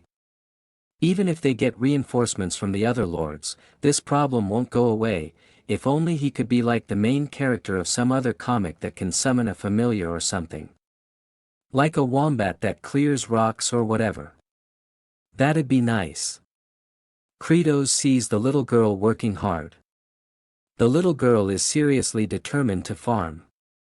Kratos then looks away and decides to stop whining. He has to find a way to fix this somehow. That's what a never-ending series of unpredictable problems is. Before he could finish his sentence, someone yells that razor winds are coming. Kratos is alarmed by this. He looks up and sees a tornado heading towards them. As it approaches, it turns out Kratos had forgotten about that. This vast wasteland sometimes spawns razor wind events at random. If one gets caught in it, they will be shredded to pieces in an instant. Kratos commands everyone to take cover and hide behind the rocks. They should quickly get under something that creates shade. They should get down and go as low as they can. As Kratos rushes to take shelter, he thinks that, even from this far away, the wind pressure is already insane. What he felt in the game was nothing compared to this. Natural disaster. In fact, this is the biggest threat to farming. As everyone is rushing to take shelter, the little girl is running towards the razor wind. Kratos notices her and turns to see where she's going. The girl runs towards Azurat, and as her father tries to go after the little brat, Kratos hands the baby dragon to the man and runs to go and save the brat. He tells the man to protect the baby dragon and warns that he will kill anyone who follows him. Baal tells Kratos that, it's too dangerous out there, if he goes in there, he could die. Kratos already knows that, but he can't afford to lose his precious lightning rod or laborer. Farming isn't some laid-back, therapeutic activity where one can just chill and pick apples and pears. Azurat yells at the brat to get away from here because she can't move the rod. Kratos comes to the rescue as the tornado approaches the brat and Azurat. He tells the brat to get out of the way, but before she can move, Kratos kicks down the rod and Azurat comes rushing down face first next to the brat. The wind begins to cut Kratos and the brat, who is trying to unbind Azurat. Azurat tells the brat that binding knot is something even one of the 4 heavenly kings can't undo. She will never be able to untie that, so she should just get out of here already. Kratos picks up the brat and his lightning rod together. The baby dragon can feel Kratos's strength and knows is not that sturdy. Kratos yells out in pain and begins to run to safety. The baby dragon is impressed that, despite Kratos's weak strength, he still goes that far to help people. As Kratos runs to safety, the strong wind manages to bring him down to his knees. He falls and drops the lightning rod. The baby dragon then moves into action by freeing itself from the brat's father because he wants to save his daddy, who is a kind creature in his eyes now. The baby dragon flies towards the tornado, takes a deep breath, and releases an icy breath towards the tornado to save Kratos. Kratos realizes that the razor winds have weakened, and he wonders if the baby dragon used cold energy to weaken the upward drafts, as the baby dragon continues to release cold energy, Kratos thinks this is too much for him and then he passes out.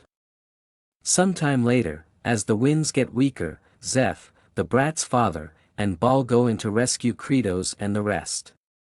After some time had passed, back in the Demon Lord's castle, Kratos was lying on his bed. Two people approached the Demon Lord's room. The two people turn out to be Hartok and Sergei.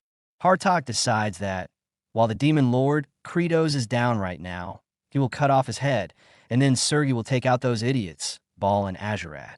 After that, one of them will become the new Demon Lord. So until then, they will be allies. They open the door to Kratos' room, and they head to his bedside, ready to assassinate Kratos. As they raise their hands ready to strike, they are completely horrified by what they see. Kratos, the almighty Demon Lord, looks like he came straight out of a horror movie. The two became terrified. They think Kratos was waiting for them with both eyes wide open. But since this is their only chance, they muster up the courage to attack. Before the attack lands, someone asks them, "What do you think you are doing?" Baal and Azurat appear next to the entrance to Kratos' room. Baal tells them that the Demon Lord is sleeping, so they should not disturb him. Hartok and Sergei wonder if that is supposed to be the face of a sleeping person. No wonder he's the Demon Lord. Baal then warned the two that, if they woke Kratos up, he wouldn't let them off. Hartok says to Azurat that he gets the dumb muscle head acting like this, but he never expected him to be siding with the Demon Lord who wants them to become farmers. Azurat explains that that is not the case. He owes his life to the Demon Lord for saving him earlier. He is just paying back that one debt. Next time, he'll be on their side instead. Hartok calls them stupid for not realizing that. Just planting potatoes has brought them a ton of problems. The crops will fail, and they will all starve to death. Is that so beyond them? Azurat recalls the time when he saw the little girl, Flute, working so hard that even her palms were sore. He confidently declares that to not starve, you have to put your life on the line. Honestly, he would prefer to risk his life fighting, but this is also not bad. Hartok and Sergei become annoyed by this, and Hartok tells them that they will regret this decision later. Both he and Sergei exit the Demon Lord's room. Kratos finally wakes up, and upon seeing Azurat, he calls him the smug bastard who thinks he is about to be praised by Kratos, tells him he was not siding with Kratos, he was just repaying his debt this time. Without letting him finish, Kratos asks why the hell is his living lightning rod walking around talking like it's normal. Azurat is so shocked by Kratos' ruthlessness, without wasting any moment. Another bloody strike is released onto him by Kratos. He was once again stripped and carried back to the fields. Kratos tells Baal to mobilize everyone and continue clearing the rubble since they don't have time to waste, and Baal tells him the rocks are almost all gone. Zeph is stacking them right now as they speak. Kratos is honestly surprised to know this. As they get to the farmland, he sees everyone working diligently. He calls Zeph and asks where he put all the rocks, and Zeph points at the baby dragon in the distance. The baby dragon seems to be shoving smaller rocks down its mouth and eating them. It thinks it was too small to block the razor winds the last time, but it will eat everything without being picky so that it can grow up faster. Kratos comes and calls to the baby dragon, and it quickly rushes to its dad's arms. Kratos knows that razor winds don't come often. It takes time for them to build up. If the baby dragon, T-Bone, keeps watch from the sky and fires cold air at the right time, they can stop the razor winds in advance. It's a pain, but here, without any weather forecasts, they basically have no choice. The fields are almost ready, so now it's time to take care of the potatoes. Zeph tells Kratos that the reward stockpile of Chino is running out. Should they make more? Kratos tells him there's no need. Kratos thinks that the first enemy of farming is natural disaster, and the second is costs. Their walls they'll have to overcome. At the castle, inside Sergei's room, she takes off her helmet, and oh my god, she is an absolute beauty. It looks like we have found the first waifu of the story. She notices that the manure stench has still not gone away, even though she hasn't been to the field in days. Kratos suddenly knocks on her door and asks to speak with her. Sergei is confused since Kratos has never come to her room before. She says that she has nothing to say to him, but Kratos pleads for her to open the door cause he really needs her help. She then tells him to avoid saying anything misleading. But Kratos still insists and says not seeing each other's faces is how misunderstandings arise. She tells him to go away, but he still insists on coming in. When Sergei turns to tell him off, she gets the shit scared out of her, and Kratos is literally coming into her room by passing through the closed door. Kratos walks towards Sergei, who is questioning him on why he barged into a lady's room without permission. Kratos goes down on one knee and proposes to her. No, I'm just kidding. She is confused by his action, and Kratos says to her that without her, he can't do anything. She becomes stunned for a moment, but then she starts to blush. Kratos thinks, for as long as he can save costs, he will kneel all she wants. 'Cause right now, he needs her sharp and precise blade. She starts twisting her hair like a girl in love and tells him that she will at least listen to what he wants to say. Kratos honestly thinks this situation got weird fast. Has she completely lost it? This is ridiculous. Later they head to the barn where the potatoes are, and Kratos is ruthless as ever tells her to cut up the potatoes for him. They have to cut them in half to plant them. Sergei is dumbfounded for a moment before she realizes that she has been played by this son of a bitch. He explains to her that the work is simple. Don't cut the ones with 3 or fewer sprouts, but if it's over 4, cut it. Also, make sure the number of sprouts is evenly distributed on both sides when cutting. All right, it's really easy. Here comes the potato. Sergei angrily screams out that she never said she would do it. But Kratos ignores her and throws the potato sprout at her. She gets into a stance and immediately starts slicing and dicing the potato sprout into pieces. Kratos is amazed by her ability. He wonders how she cuts so accurately. He turns to her and happily says, "You are the only one that can do this." Sergei starts blushing before she angrily says to him, "You liar, villain, swindler." Kratos gets close to her, and she becomes scared again. He holds her hand, and she blushes again and wonders what's going on. Kratos takes out his handkerchief and starts cleaning her blade until it is sparkling clean. She wonders what he's doing right now. Kratos tells her that the potato juice got on her blade, so he decided to wipe it off. Sergei thinks he might be crazy. Why is he acting like this? And what is with those eyes of his? They're so sincere, warm, and deep. While this girl thinks that this is the most romantic thing anyone has ever done for her, Kratos, on the other hand, just sees her as a useful slicing machine. He thinks that if he doesn't clean the blade well, disease will spread through the potatoes, so he has to clean it thoroughly and sincerely. He faces her and tells her that she is the only one that can do this. He thinks a demon who can cut these potatoes and is helping him save Chuno is very useful. Sergei, who's blushing, tells him that she will help him just this once. She thinks that she will help him just this once because he just can't do anything without her. What a silly demon lord. Kratos tells her that he will go bring boiling water and cloth too. They will be cutting them all night together. Sergei thinks Kratos is way too excited for the upcoming event. What a fool. They continue to cut up the potatoes. Hartok watches the two lovebirds working together diligently. Kratos cheers on Sergei as she continues to work. Hartok becomes furious and thinks Sergei has become one of the dumb inferior ones too, volunteering for servitude just after a few compliments. The scene changes, and the living lightning rod, Azurat, starts to have another existential crisis again about the true meaning of life and if a life of suffering is truly worth living. The little girl, Flute, comes to him again and tells him that the elders have saved up some Chuno for him, so they should play some Chuno throwing game.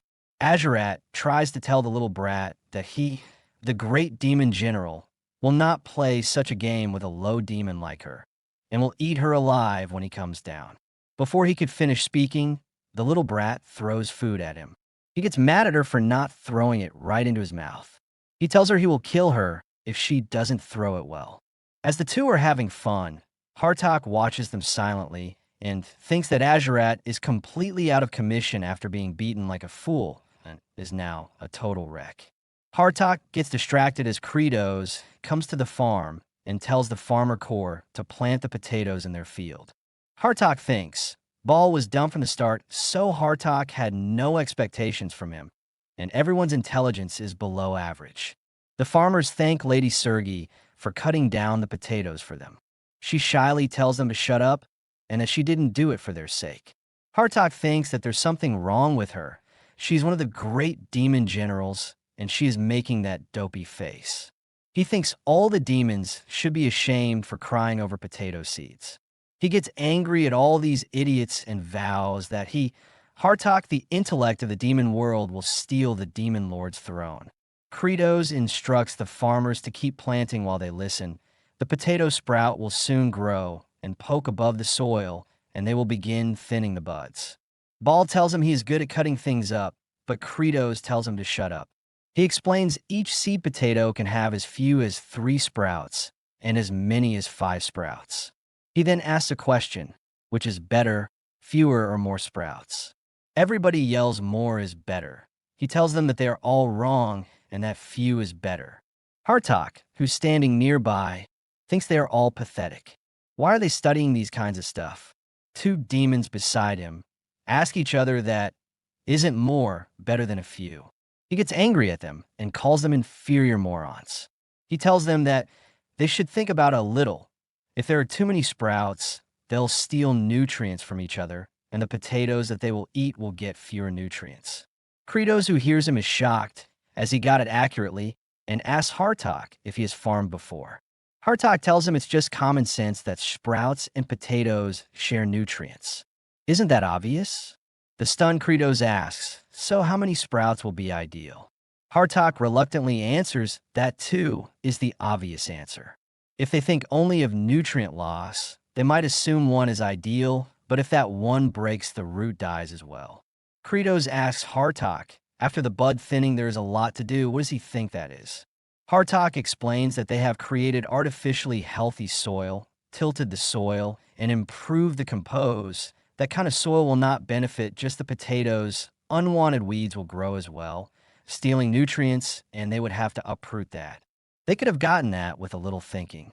Kratos and the demon generals are shocked. Kratos calls for a round of applause for Hartok, the true genius of the demons. The demons begin to applaud and chant out genius, genius. Hartok, who is frustrated by this, at first reflects on his own life. His mom called him dumb. He starts to cry and wonders why he is crying like an idiot. Kratos walks towards him and calls him, "O you wise and intelligent mind of demons. From today onwards, you'll lead the farm corp as the chief leader." Hartok thinks the idea is dumb, as his intellect is just to kill and steal. Kratos shouts at the demons to show some respect to the elite of the demons, and everyone begins to chant elite at Hartok. Hartok looked like he was mad at the dumb and inferior demon idiots, but he switched up and told them to just follow him properly from now on. He decides that he'll just lead for a bit. And just like that, Kratos managed to trick another demon general into becoming a farmer. The demons rejoice at the fact that Hartok is going to help them now. The system informs Kratos that he has achieved victory in 4 psychological battles. Kratos is confused for a moment, so the system explains that he saw through Baal's neglected heart and turned him into a loyal subordinate. Even Kratos is shocked that he did that. He gave the friendless Azurad a friend and reduced his violence. He melted the heart of Sergei, who had never once been loved. Kratos thinks that is good for her, even though he doesn't know what that has to do with him. Finally, he instilled confidence in Hartok, who has only wanted recognition. Kratos wonders why they all have such fragile hearts.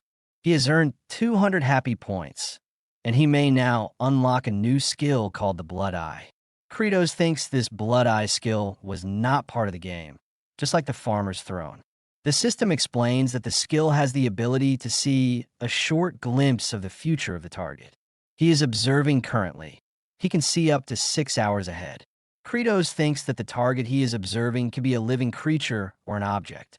His eyes brighten up when the system informs him that he can observe even the sky. He grins as he realizes that he has the weather forecast. Somewhere between the forsaken lands of the demon race and the human territory, there's a village of the exiled.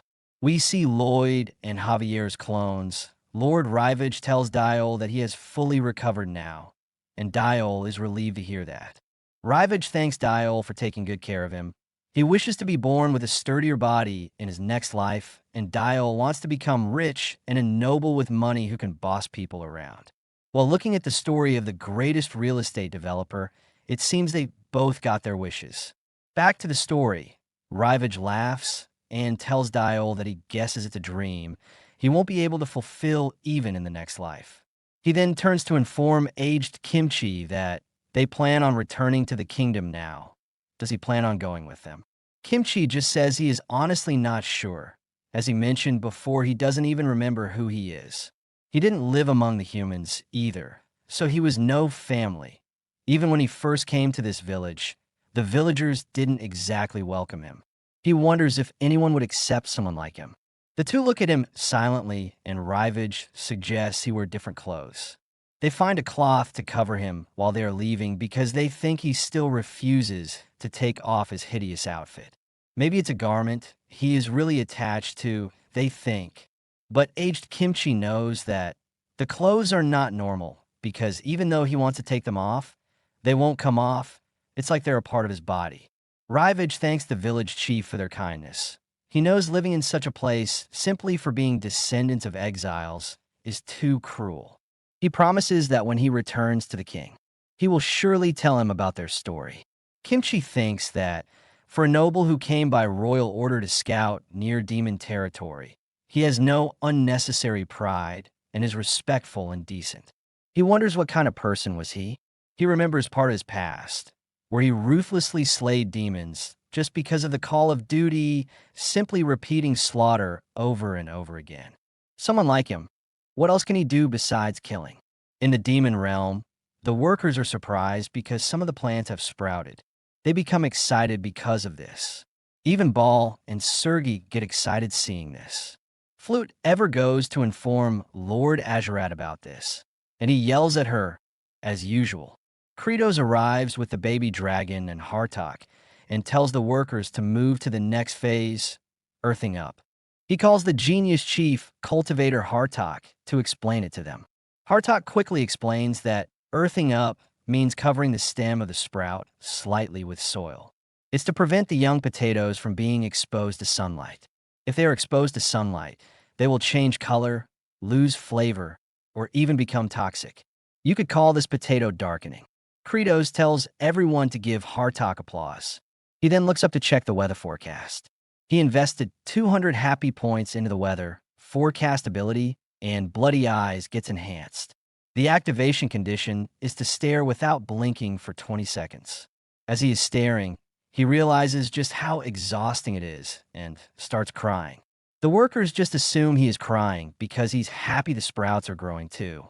The system informs him that he is using the skill Bloody Eyes to foresee the sky's future.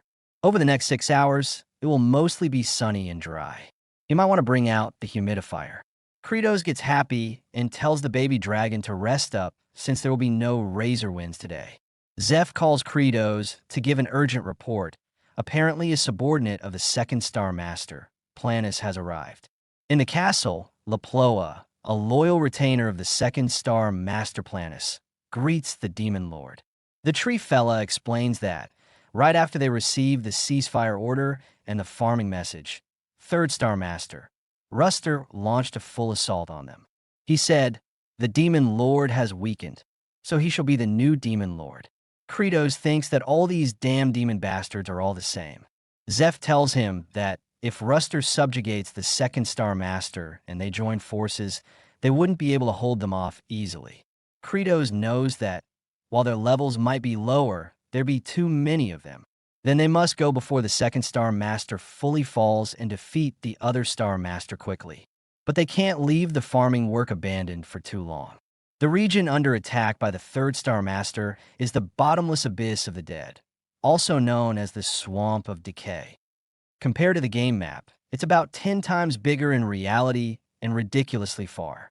The abandoned well, which handles power-ups and warps in the game, could have helped, but even the well beneath the Demon Lord's castle isn't functioning. How can they balance both farming and fighting? But then he realizes, why is he worrying about this too much? He's the freaking Demon Lord. The final boss doesn't personally go out anyway. He calls Sergi and Ball, who agree to go and deal with the situation. Immediately, 2 of the loyal 4 heavenly demon generals head out to battle with the troops. Some strong but low IQ demons, which make them useless for farming, will go with them. Since they're coming from the boss area, the shortcut system is fully connected, and there's a quick route that leads straight to the Swamp of Decay. Credo stays behind with Hartok and focuses entirely on raising potatoes. All will be well. At the Swamp of Decay, Planus knees before Ruster, defeated. He calls him a scoundrel and asks how he dares to defy the Demon Lord's command and commit treason. Third Star Master, Ruster approaches Second Star Master, Planus, who will be known as I Am Groot in coming chapters, and tells him he rebelled because the Demon Lord left him with no other choice. Stopping the war now would only lead the demon race to ruin. Planus tries to argue that the Lord said he could make the land fertile and they wouldn't need to wage war on humans to feed themselves anymore. That is exactly the problem Ruster has with the plan, because he believes fighting bravely is the pride of their demon race, their history. But before he can strike Planus with his weapon is knocked out of his hand by an axe. He turns around, only to see Ball and Sergei angrily walking towards him. Sergei asks if he is Ruster, and she tells him that they're a race that fights. They love fighting and enjoy killing, but when did they become like this? Why did things turn out like this? Flute runs home to call her dad to come to the field quickly. Sergei continues to explain to Ruster that finally now they understand that saving lives, rather than taking them, can give them even greater pride. In the fields, the land of death, while used to be a barren land, is finally filled with flowers and grass. Everyone around becomes extremely emotional, even Azurat. Flute runs to the Demon Lord and excitedly tells him that she has never seen anything like this before. And Credo smiles. Sergei charges at Ruster and begins to attack him. But before he can defend himself, Ball gets him in a headlock, and the poor fella just becomes a punching bag for Sergei. Credos tells Flute that, yes, all the flowers have bloomed. Back to the battle, Ruster asks Sergei that, didn't she say that she wouldn't kill anyone and that from now on, they just need to save lives, so why are her words and actions not matching? She understands what he means, but tells him that there are some things that need to be killed to save others. Honestly, she is not making sense to him at all. In the fields, the Demon Lord orders for all the useless flowers to be cut off now. Everyone becomes speechless, and even Azurat gets angry at him for being ruthless. Hartok is not surprised by his ruthlessness, since he is a Demon Lord after all. Hartok gives the order to pick all the flowers hastily, and Azurat thinks these two are fucking lunatics. The workers become sad while they're picking out the flowers. One worker complains that they can't do it. They raise these, never before has something so beautiful for bloomed on this land. Hartok questions him. Can't he tell at a glance that if they leave it alone, all the nutrients gathered from the sunlight will be spent on forming flowers and seeds? This is part of the Demon Lord's grand plan to direct the energy towards the potato's growth. So to their regret, they pluck out the flowers. But Credos, on the other hand, is so happy that you can even hear the word potato echoing from there. No one is even surprised. He enjoys that destruction. Later, Sergei and Ball capture Ruster and present him in front of the Demon Lord. Credos tells the captured demon that that's what he gets for staging a rebellion. The first star fortress has already fallen. What does he think he can do now? Ruster thinks a demon who has lost the pride of battle might as well be dead, so Credos should just kill him. Credos agrees and immediately strikes him with Bloody Strike, his favorite skill. Ruster then begins to mock Credos for his weak-ass attack, saying it only stings a little because his body is armored. Credos is embarrassed for barely damaging him. Does the only logical thing he can think of, he hangs Ruster on a stick and makes him a third-generation lightning rod. Well, if you can't beat him, you might as well hang him. Another Bloody Strike was released. Ruster, at his point, just rather die than be humiliated like this. Due to there being a new and durable lightning rod, Credos asked for Azurat to be retired as a lightning rod since he's been losing his recovery capacity lately. Honestly, Azurat can't believe he is being released. As soon as he is released, Flute runs to see him. He gets excited to see her since she has been mocking him for so long. Now he will devour her as promised. The girl gets scared, but before he can pounce on her, his legs give out and he slams to the ground hard. It's been too long since he last walked on land, so it will take some time before he can walk again. Ball comes to Azurat to mock him, and he gets mad. Ball, Princess carry him. He gets embarrassed and tells Ball to stop, so Ball puts him on his back and carries him like a baby instead. Honestly, the first one was less embarrassing than this. Ball explains that, since it's the Demon Lord's order, he will stay like this for a while. Azurat promises to not forget this disgrace. Kratos already knew Azurat wouldn't rampage again after he was released since he used the Blood Eye skill, and saw he would be paralyzed for at least 6 hours. He shouts at the workers to speed up cause harvest time is near. With Sergei's ultra-fast weed cutter, the flowers are wiped out in an instant. And Hartok's awakening finisher makes watering a breeze. Autumn isn't far off, and the rations they've been giving out as labor wages are decreasing rapidly. Even though demons are used to starving and surviving on little, you can see that they're getting tired. Someone calls Kratos, and Kratos asks if he is the second star master, Planus. Planus expresses extreme gratitude to Kratos for saving him. Kratos is confused and angry as to why someone here to express his sincere gratitude came empty-handed. What a bastard. Shouldn't he at least bring a box of drinks or some red ginseng? Bro, calm down. This is a fantasy world. There are no drinks or red ginseng. Planus promises to dispatch the third Star Master subordinates. He is gathering as workers shortly. Kratos knows that the potatoes are growing well, and he wants to harvest and make lots of chino, because he wants to see the demons eat until they're full. That is a death flag right there. Come to think of it, he wonders why he started farming in the first place.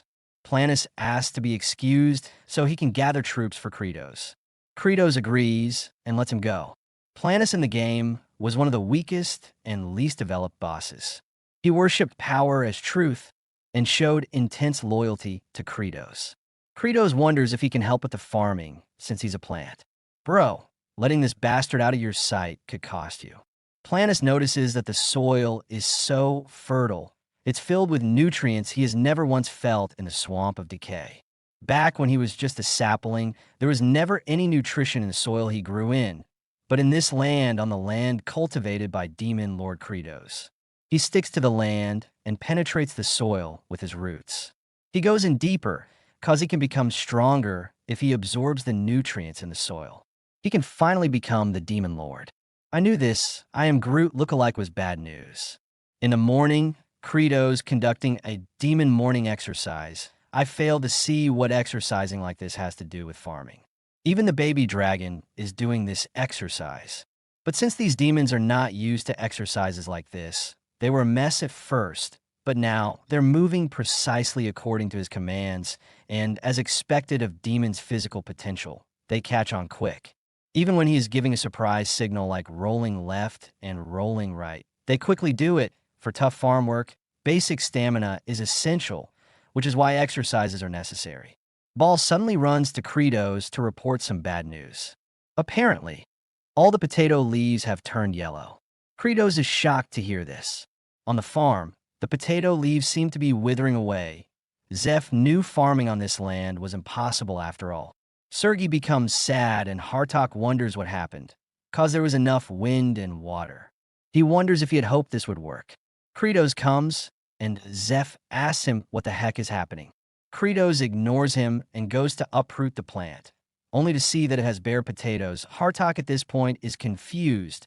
Even though the color is pale, he wouldn't deny that they are huge, even twice the size of the first potatoes they planted.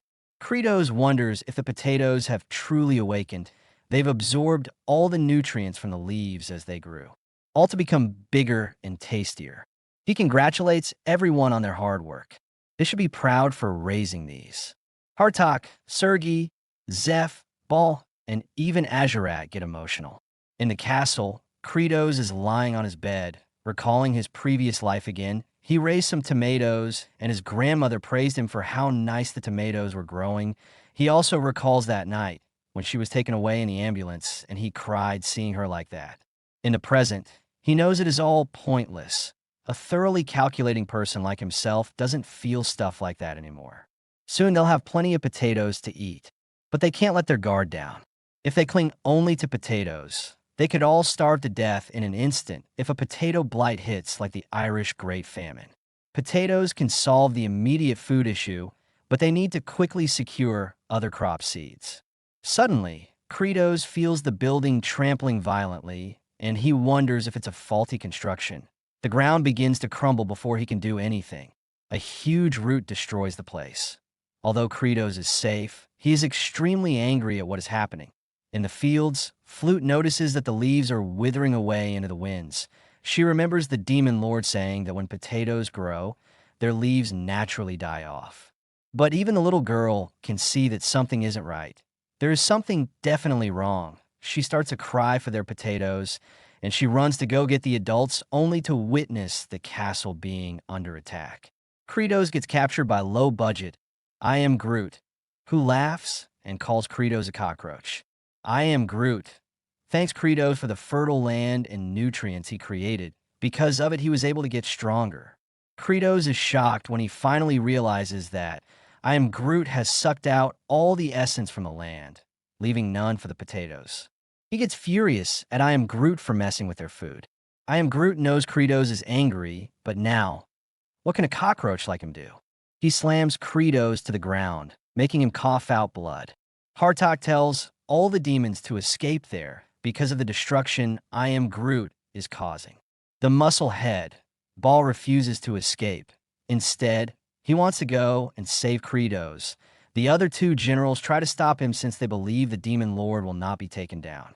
But Ball knows the real truth, that Credos is weak. He realized it when he was saved by Credos at the cliff. I Am Groot becomes as big as the Power Rangers Megazord. Credos is left to fall down to his doom by I Am Groot. The four demon generals and Zeph all stare at I Am Groot. Zeph is surprised that Planus, aka I Am Groot, has become as big as a Megazord. I Am Groot tells the demonkind that Credos, their demon lord, is dead. The entire place is silent. Everyone is in disbelief. I Am Groot continues. According to the ancient rule of the demon race, power comes from strength. So from this moment on, he is the new demon lord. They should all kneel before him, the most powerful demon there. Hartok can sense that I Am Groot has absorbed all the nutrients in the land. And with Credos dead, the strongest being in the land is indeed I Am Groot. And demons always follow the power of overwhelming strength. Hartok kneels. Sergei also kneels down. All the four generals kneel down and offer their respects to the new demon lord of the land. Zeph honestly wanted to resist, but Azurat tells him to behave properly in front of the demon lord. Zeph grits his teeth before finally kneeling to show respect to I Am Groot. I Am Groot just stares down at them like they are a bunch of ants. Zeph sheds a tear because bro honestly doesn't like this one bit. Credos starts to recall memories from when he was Jangchiol. Credos finds himself in the middle of a playground. A woman seems to be his mother, who asks his young self if he wants to play a game of hide and seek with her. And he excitedly agrees. This is a painful thing for him, since it is the day his mom turned into the best hide-and-seek player in the world. She tells him to close his eyes tight and count from 1 to 10, then come find her. Honestly, the mom herself looked kinda sickly and malnourished. His younger self starts to count the numbers, and when he is done, just like Houdini, she was gone. Credos watches on as his younger self searches for his mom. The kid counts to 10 again, but in the end, she was gone for good. Alone and scared, the kid cries for his mom. How the hell is the playground empty like that? Not even another kid or parent in sight. It is not even nighttime yet. Credos is brought to the brink of tears as the kid's cries echo in his mind. The system appears from nowhere, calls his name, and tells him to stop being a bitch. Credos wakes up bleeding and trapped underground. He wonders what is going on. He asks the system if he is dead yet, and it tells him to move or else he might die. He tries to use quantum leap move, but he can't move. There is no space to even turn his body. His hands can't move, even a little to dig his way out. But he still tries to. He counts from 1 to 10 continuously, but nothing happens as he just lies there defeated. Back on the surface, Demon Lord I Am Groot calls for Zeph, who quickly responds. He is told to record this historic first step with great care. From now on, the demons will invade the human lands. They will rule all humans and raise them as livestock for food. Hartok is seriously pissed off that, after all, that they are back to square one. Azurat thinks maybe it could be fun. They get to kill and fight to their heart's content. Because that is how the demons always lived, as long as it filled their stomachs. But still, all four generals were disgusted by the idea. Kratos is still counting and trying to survive. He is also losing oxygen there. I am Groot tells the demons to take up their weapons and march to war. Zeph addresses the new demon lord and states that the march is impossible. I am Groot, and the generals are surprised by his audacity. But Zeph explains that, right now, the only food the demon race has is a few small potatoes, which is not enough as provisions for war. I am Groot asks if Zeph was always an idiot cause they already have plenty of provisions. Arut moves and grabs Flute, who is not expecting that. Her dad tries to stop it though, and Azurat becomes alert. I am Groot says weak and useless demons can all be considered food. Flute tries to explain that they are not like that anymore. They do not need to eat each other to survive, because the demon lord made it that way for them. I am Groot looks at his food before dropping it. In the underground, where Kratos is, he realizes that his heart is stopping. If he dies, the demons will go hungry. Nearing his death, he uses Bloody Strike to try and resuscitate himself. And a couple of volts run through his entire body due to the excess bleeding he has. He just can't stand to see any demon starve again. He regains some strength and tries to crawl out again. But this time, he is actually moving. This man is truly relentless. On the surface, I am Groot's eyes widen when he saw that Azurat had saved the little girl. Kratos starts to lose consciousness, and he uses Bloody Strike to stay awake. Even him starting to feel bad for the guy now. This is just too hard for him to do. He starts to wonder just how much further he has to go. He is even going the right way. Bro starts to doubt himself. Is he even doing something that has the slightest possibility of working? At this point, Bro is just hopeless. Back at the surface, I'm getting tired of all this surface and underground back and forth. Hartok, Sergei, and Ball are all shocked that Azurat, that heartless bastard, was the one to save the little girl. Flute, with tears welling up in her eyes, is even shocked that Azurat saved her.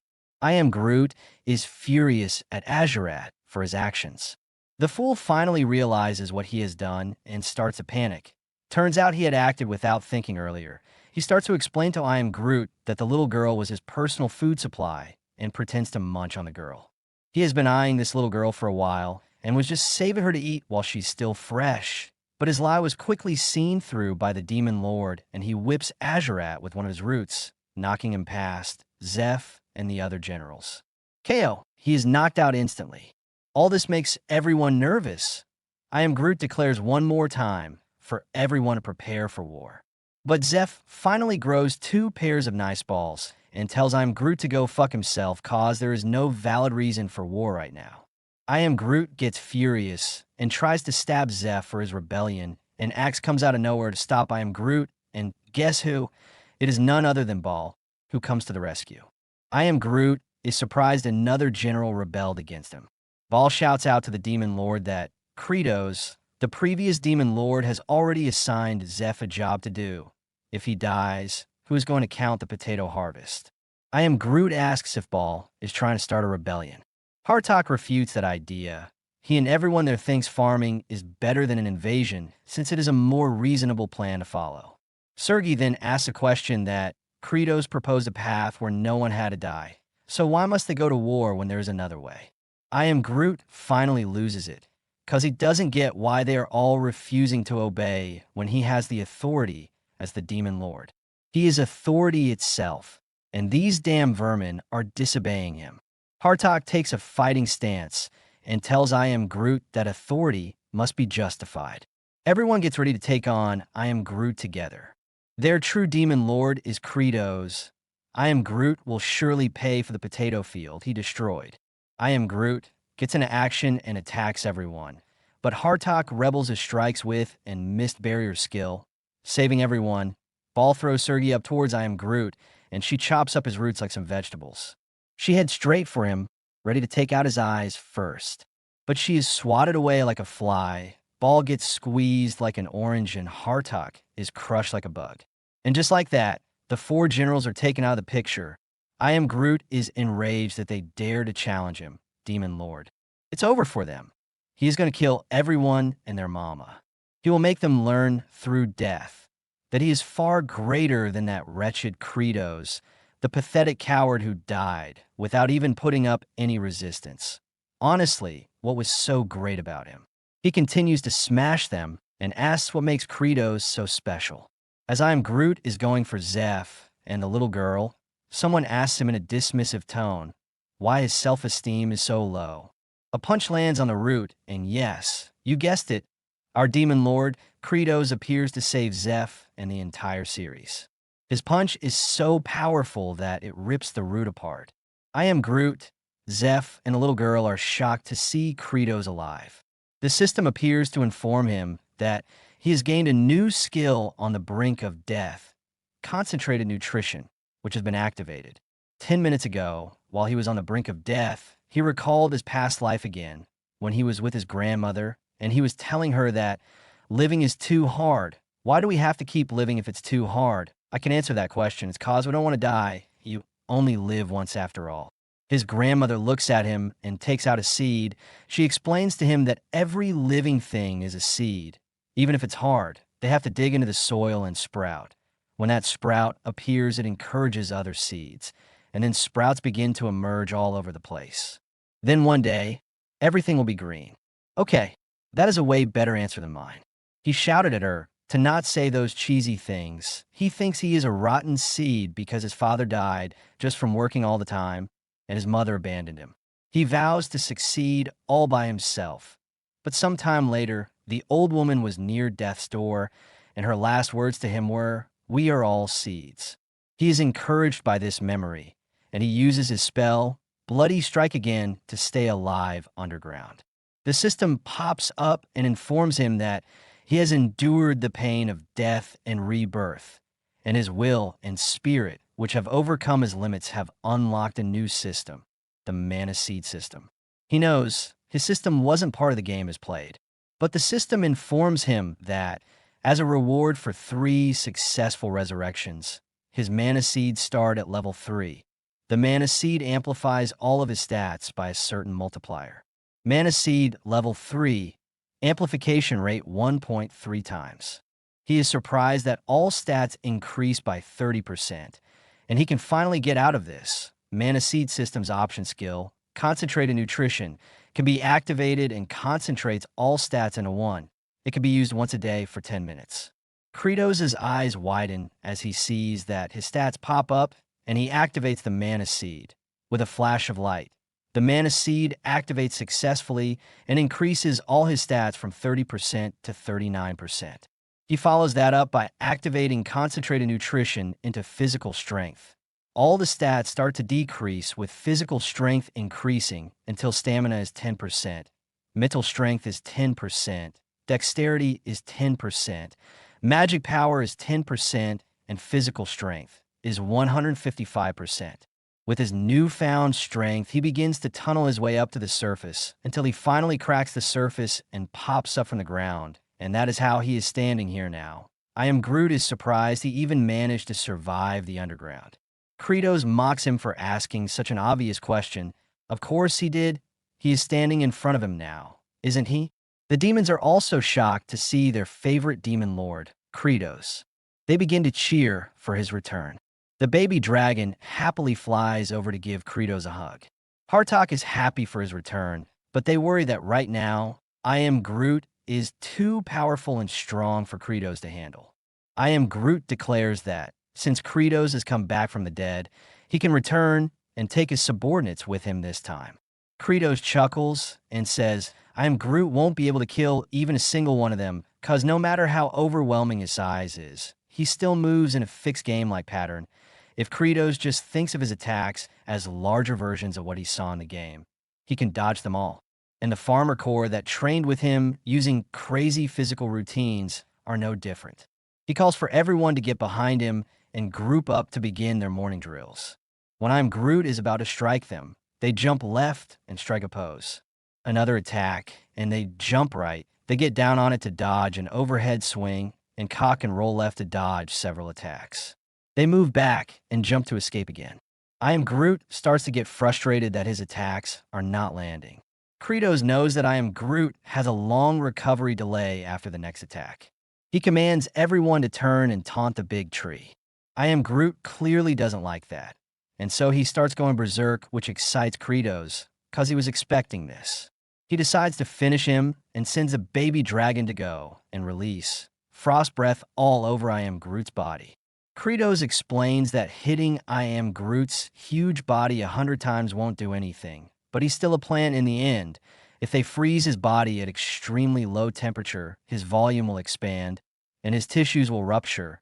Then he will start to crack and break because the one going berserk with that massive weight will self-destruct under the pressure. I Am Groot is confused as to what the hell is going on with his body. The baby dragon, after causing trouble, returns to Kratos' side. He seems tired, and Kratos congratulates him for a good work done. He then declares that he will take it from here. He crouches down, and then Superman jumps to deliver the final hit. Another weakness of tree monsters is the knot hole. He targets the knot hole and punches with all his strength. And I Am Groot starts to crumble from the impact of Kratos' punch. I Am Groot screams as he crumbles. Zeph is surprised that Kratos was actually able to win, and the system informs him that the time limit for concentrated nutrition has expired. As Kratos is falling to the ground, I Am Groot is also falling to his doom. The light in his eyes suddenly goes out. Is this it? Is it finally over? Zeph wonders if I Am Groot is dead. Kratos thinks something is not right, since in the game, his entire body would have just shattered and disappeared. So why is part of him still here? He gets alert as he sees a root sprouting in front of him. I Am Groot. That resilient tree respawns in front of Kratos. Kratos wonders what the hell is this. He can't even move a muscle, and somehow this tree appears in front of him. I Am Groot, now in a smaller form, stands and stares at everyone, and they wonder how he manages to survive. He explains to them that he absorbed an insane amount of nutrients. Though he nearly died, he managed to concentrate a portion of his strength to create another body.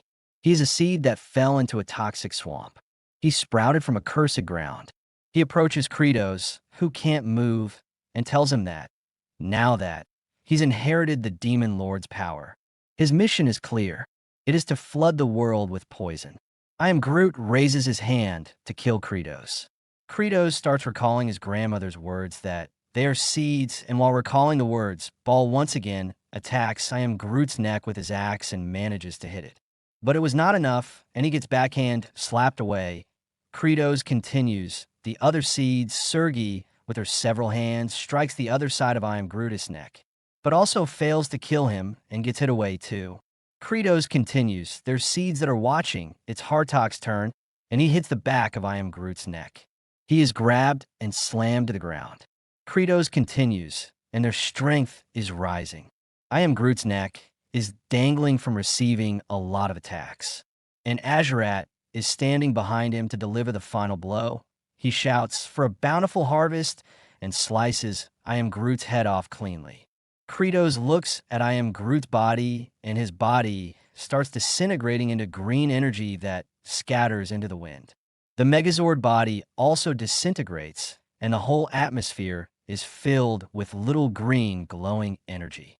And this is the ending of low-budget I Am Groot's villain arc. Kratos is relieved that I Am Groot and got what he deserved. The four generals who came to the rescue are tired. Zeph decides to account for those acts of treason and the victory of the Demon Lord's army. Hartok screams triumphantly, and everyone joins in to cheer for Kratos' victory. As they are rejoicing, Kratos angrily shouts for them to stop it. They may have won the battle, but lost the war in the end. He looks at the dried-up leaves on the ground and thinks that the fields are in a complete mess. He can't believe they have to restart everything.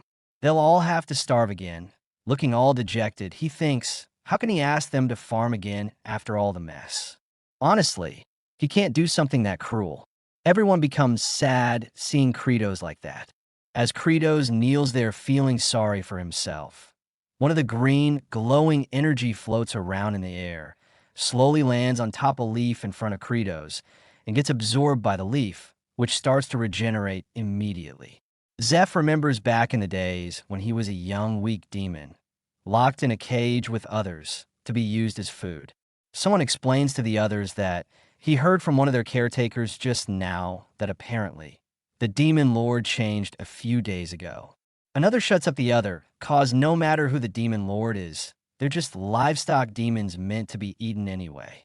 Zeph sits in a corner of the cage, void of any emotions. One of the demon caretakers suddenly comes to the cage for some fresh meat.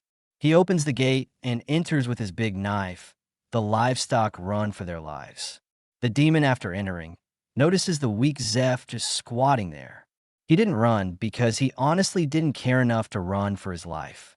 The caretaker demon looks at him for a while before grabbing today's meal. He raises him up high, but still, bro just nonchalantly stares at the caretaker. The caretaker demon prepares to kill Zeph as the big knife gets close to cutting him. The demon lord appears behind the caretaker, grabs his head, rips it off swiftly, and throws the head away into the corridor. The demon lord calls out to the young Zeph and asks why he didn't give in to fear and beg for his life. Zeph explains that he wasn't afraid. To be honest, he thought it was a relief. No matter how much they struggle, there's no way for a livestock demon to survive. He believed the best thing he could do was to reduce the time he spent trembling in fear while waiting for death. The demon lord smiled. He knew this little kid was different from the others. He calls Zeph to follow him, and from this moment on, he has appointed him as the new record keeper of the demons. It would be a waste for someone like him to just be eaten and gone. For now, they still have to keep consuming livestock demons. But he promises that one day, Demon Lord Kratos, will put an end to that. The tragedy of eating their own kind. Back in the present, Zeph looks at Kratos, despairing at the loss of the farm. He then silently moves past him, picks up a hoe from the ground, and heads to the fields. The four generals look at him, and he starts to work on the farm. Hartok shouts at the other demons, asking what they're doing standing there. They should get to leveling the soil and raising the beds. Everyone gets hyped up and rushes to get back to work on the farm. Demon Lord Kratos is surprised that all the demons happily work to grow crops again. Honestly, their actions encourage Kratos, and he orders Team 1 to go and find every single spot where potatoes are still alive. Team 2 and 3 should line up with their hoes. Sergei should cut the remaining seed potatoes, and Zeph should go with her and wipe down her blades. Hartok should lead Team 1, and Azurat should go find the tools he is talking about. He declares loudly for a bountiful harvest, and everyone shouts the same. Every single demon there began to work hard on the farm. Ball was trying hard too. Kratos, for a moment there, forgot about the fact that farming has always been like this. Natural disasters, pests, market fluctuations, climate change. You'll have to fight all kinds of enemies, fail, break, and then dig the earth again. Making a living is war after all. The little girl, Flute, notices one healthy potato sprout and runs to it. She plans to uproot it since they need to save as many potato seeds as possible. She tries to uproot it, but it seems to be stuck. So Azurat comes over to help her uproot it. After some seconds, they are surprised to notice that they pulled out a huge set of potatoes. They are so huge and many that some hit the living lightning rod, Ruster, who is nearby. Azurat and Flute are pleasantly surprised, and they quickly alert the demon Lord Kratos. Flute brings one of the potatoes to show to Kratos. Kratos is also shocked at how huge the potato is and asks where she found it. She answers that she just pulled up a weed over there and a bunch of potatoes came out. Kratos remembers that this is like that scene in the game when one defeats I Am Groot and little sprouts appear where he dies. His nutrients must have been absorbed into the earth. and now that I am Groot's size has been multiplied hundreds, even thousands of times. He quickly informs the workers to stop their current work and start digging deep in the ground. Sometime later, the workers are shocked to find huge potatoes underground. They are happy that the field isn't dead and that there are potatoes everywhere. Giant potatoes are popping up all over the place. Kratos is left speechless by the fact that there are potatoes literally everywhere. It is even too hard to count. Everyone is happy that there are a lot of potatoes. Zeph asks Demon Lord Kratos if this is a bountiful harvest. Kratos, who is relief, responds yes. He starts to shed tears of happiness. Sometime later, in a building near the fields, Kratos is sitting down and reviewing the current situation in the abandoned lands. First, in the First Star territory, the First Star Master, Saruthal, started a rebellion and was defeated. The Heart of the Ice Spirit was deactivated, and all his minions disappeared. The land is now completely empty and uninhabited. In the Second Star territory, after the Star Master, I Am Groot died, his subordinates were left stunned and in disarray. In the Third Star territory, the Star Master, Ruster, is currently working hard on the farm as a living lightning rod, although he would also prefer to be killed. Kratos wonders if his subordinates should be punished for treason. The Fourth Star territory belongs to a snake human named Tarthu. We will just call this guy Reptile. And in the game, Reptile was a rather loyal character. The remnants of the Second Territory and the residents of the Fourth Star territory can probably be mobilized easily. Still, they can't just recklessly summon them all. If they increase their manpower too fast, they'll just end up with too many mouths to feed. They'll have to expand gradually until the next harvest. Zeph comes and informs Kratos that they have initiated large-scale food processing as ordered. Kratos thanks Zeph for his efforts and asks him to manage the meal tickets carefully. A messenger demon arrives and informs the demon lord that he has delivered standby orders to each territory. Kratos wonders if they will comply because he can no longer trust those guys. The demon tells that the Fourth Star territory isn't responding, and Kratos is shocked. The demon explains that they didn't say much, and Kratos asks why the demon didn't even ask why. The dumb demon is confused as to who Kratos is talking about, and Kratos gets angry at the dumb demon. Honestly, what's with the average intelligence of these demons? He just wants to know why the Fourth Star Master is ignoring his command. The demon finally reveals that there were only a few servants left in the Fourth Star territory. The place was practically empty. Kratos asks if he managed to get info from the servants left behind. No, the demon responds. So he doesn't even know why the place was empty. Kratos asks. The demon confirms that he doesn't. Kratos is so annoyed by this dumb demon that it even shows on his face. Talking to this demon is like dealing with a completely useless administrative assistant. Zeph records into the history books that even though Kratos' behavior has improved, he still is a demon lord. Hideous and untrustworthy as ever.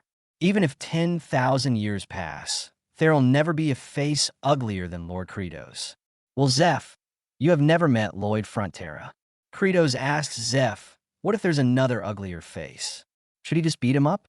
Zeph better prepare for a beating of a lifetime, all thanks to Lloyd Frontera. Zeph decides to go and talk to Reptile and asks if the servants told the demon anything, like where Reptile went. The demon tells them that Reptile charged into human lands, saying he'd gather human corpses and offer them as compost. Kratos hears this, and he starts to lose his mind over it. Why, you ask? Because according to the game's plot, the moment the demons invade, the ancient paladin awakens and moves to exterminate demonkind. That means if they don't invade, the paladin won't attack them. Quite some time has passed, and aged Kimchi hasn't shown up, so he thinks his theory was right. But if Reptile starts attacking humans, aged Kimchi will come and slay everyone. Kratos is so frightened by this fact that he starts running somewhere, and Zeph asks where he is going, and Kratos responds that he is going to stop Reptile. Zeph wants him to wait for reinforcements, but since there is no time to waste, he will go alone. That way is faster. After he defeated I Am Groot, he reached Mana Seed level 4, so he is a bit stronger. He quickly activates Mana Seed, Concentrated Nutrition, and pours other stats into his Dexterity stat. He also activates Glitch Shortcut, utilizing all resources, and at max speed, he heads to stop his army. Near the abandoned lands of the demons lies the Tower of Life, the tomb of the Paladin. Aged Kimchi met Rivage and gang of the land without owner, and then stayed briefly at the Village of Exiles. Go a little further from there lies the border between demon and humans, Fort Magrat. The soldier on lookout notices the envoy from Azrahan, Rivage, through his telescope. But all his soldiers are gone, and there's only that ugly servant and a cloaked stranger he has never seen before. At the gate to the town, someone thanks Sir Azrahan for his hard work, but the man wonders what happened to the soldiers who accompanied Rivage. This man is the commander of Fort Magrat, Wokos. Rivage regretfully informs Wokos that they ran into a monster horde and the soldiers didn't make it. They couldn't even get close to demon territory. Wokos is sad that the soldiers died. The royal order to explore demon lands is a special mission often carried out, but it always comes with sacrifices. He warmly invites them in to rest. As they are passing through and it's aged Kimchi's turn, Wokos draws his sword in front of him to stop him from entering. He can't allow this strange fella, whom he hasn't seen before, enter. Both Rivage and Dial are surprised by this. Even aged Kimchi can't believe what he is hearing, and he gives Wokos a death stare, which sends a shiver down his spine. Rivage tries to vouch for aged Kimchi, saying he is someone he met in the land without owner, and he saved their lives when they were injured. But Wokos is still being stubborn and refuses to allow him to enter, since there's a rule that only those who left through the gate may re-enter. Diol comes over with a big smile, and he places his hand inside his clothes to take out something. With a very devious look, he tries to bribe the commander to let aged Kimchi into the town. He is quickly slapped to the ground along with his money. Wokos angrily calls Diol a lumpy potato-faced brat with both his face and heart misshapen, and he curses his whole descendants to live miserable lives just like him. Bro is brought to tears by Wokos' harsh behavior. Wokos points his sword at aged Kimchi and asks for him to strip. Come on, bro, at least buy him dinner first. Just kidding, he asks for aged Kimchi to take his cloak off, and if he finds even one suspicious thing, he will execute us on the spot. I would like to see him try. Rivage starts panicking cause everything under the cloak is 100% suspicious. But aged Kimchi doesn't seem to be listening as he looks at Diol, who is slapped, and he becomes mad furious at Wokos, who can sense aged Kimchi's frightening aura. But before any of them can do anything, the warning horn is blown, and they are told that enemies are coming. Some distance away, a demon army is marching towards the border. Reptile and his goon squad are marching to the border. Wokos tells the guards to get into battle formation and get ready for combat. Aged Kimchi is stunned to see demons approaching, and a voice inside him tells him to kill them.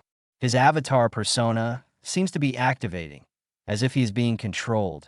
He begins to release a dangerous aura and killing intent. Meanwhile, Kratos is speeding to stop Reptile and his goon squad from making a mess of everything. He is seriously hoping they don't attack. He is just a few miles away from the border.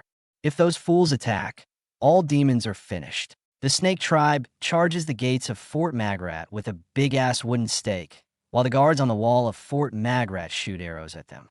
The arrows manage to take some of the reptiles down, but the reptiles also throw rocks at the guards with their slingshots and bring some of them down. The whole area is a mess. Inside Fort Magrat, aged Kimchi, Rivage, Diol, and all the civilians in the fort are hiding. Aged Kimchi recalls how he instinctively charged to fight the demons. Memories from his 19th reincarnation of him carrying out slaughter again and again, just as the summon of duty commanded tried to make him fight again. In fact, if Lord Rivage hadn't pulled him back, he would have ended up fighting as if it were only natural. Do you hear that? Demons, you better thank knockoff Javier for saving your asses. Aged Kimchi would have slaughtered every last one of you. Back to the story. Aged Kimchi realizes that everyone around him is trampling in fear. Maybe in times like these he should fight. Suddenly, the gate of Fort Magrat starts to collapse, and everyone gets alarmed. Seconds later, the gate finally falls apart, and the reptile gang rushes into Fort Magrat. Reptile commands his tribe to unalive everyone in the fort and turn them into fertilizer.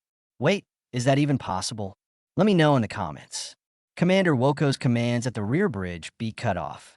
When one of his men tries to persuade him not to, Commander Woko's tells him that, either way, they're going to die here, so they can't let even a single demon get to their homeland. The soldiers announce to the rest that the main gate has been breached and the bridge should be cut off. The bridge gets blown out in no time. But can't the lizard tribe just swim across? What is the point of blowing up the bridge? Lord Rivage gets even more scared after hearing the explosion of the bridge being cut. Dial knows that means they're all dying here, and he hasn't even gotten married yet. Rivage is silent for a while before he smiles and tells his friend that he shouldn't be so bitter about it, cause even if he made it out alive, he'd never be able to get married anyway. It seems this version of Lloyd also finds it hard to get girls, too. Dial looks at his so-called friend and thinks, in his next life, he'll be born a noble and work this a-hole to the bone. Mission accomplished, bro. Suddenly, the place gets attacked and everyone but aged Kimchi gets scared and starts screaming. The wall is destroyed by a snake-like creature. And before the people can recover from the shock and run away, the demon moves his hand and grabs a little girl. The scared girl calls out to her mommy. The mommy and everyone try to stop the demon from taking the girl. But before the demon can do anything, aged Kimchi swiftly dispatches the demon to Dial's surprise, and Lord Rivage rescues the fallen girl. Aged Kimchi finally decides to join in the battle. He heads straight for Reptile and lands in front of him. Reptile is stunned for more than one reason. Standing before him is a man who is cross-dressing as a fairy godmother. Reptile stares for a while, cause he doesn't know what to say. He doesn't know if he should address the weird fashion sense of this guy or not. Aged Kimchi breaks the silence and tells Reptile to stand down cause he doesn't want to fight him. Reptile calls aged Kimchi out for wearing a ridiculous outfit and trying to give out orders. What the F will he even do if Reptile refuses? Aged Kimchi menacingly tells Reptile that he will wipe out his entire tribe. Reptile is the first to launch an attack, and while the weapon approaches aged Kimchi, he thinks to himself that in the end, he wasn't even given a chance. This is his only option, so if it's his fate, he'll accept it. He will become the one who slays demons.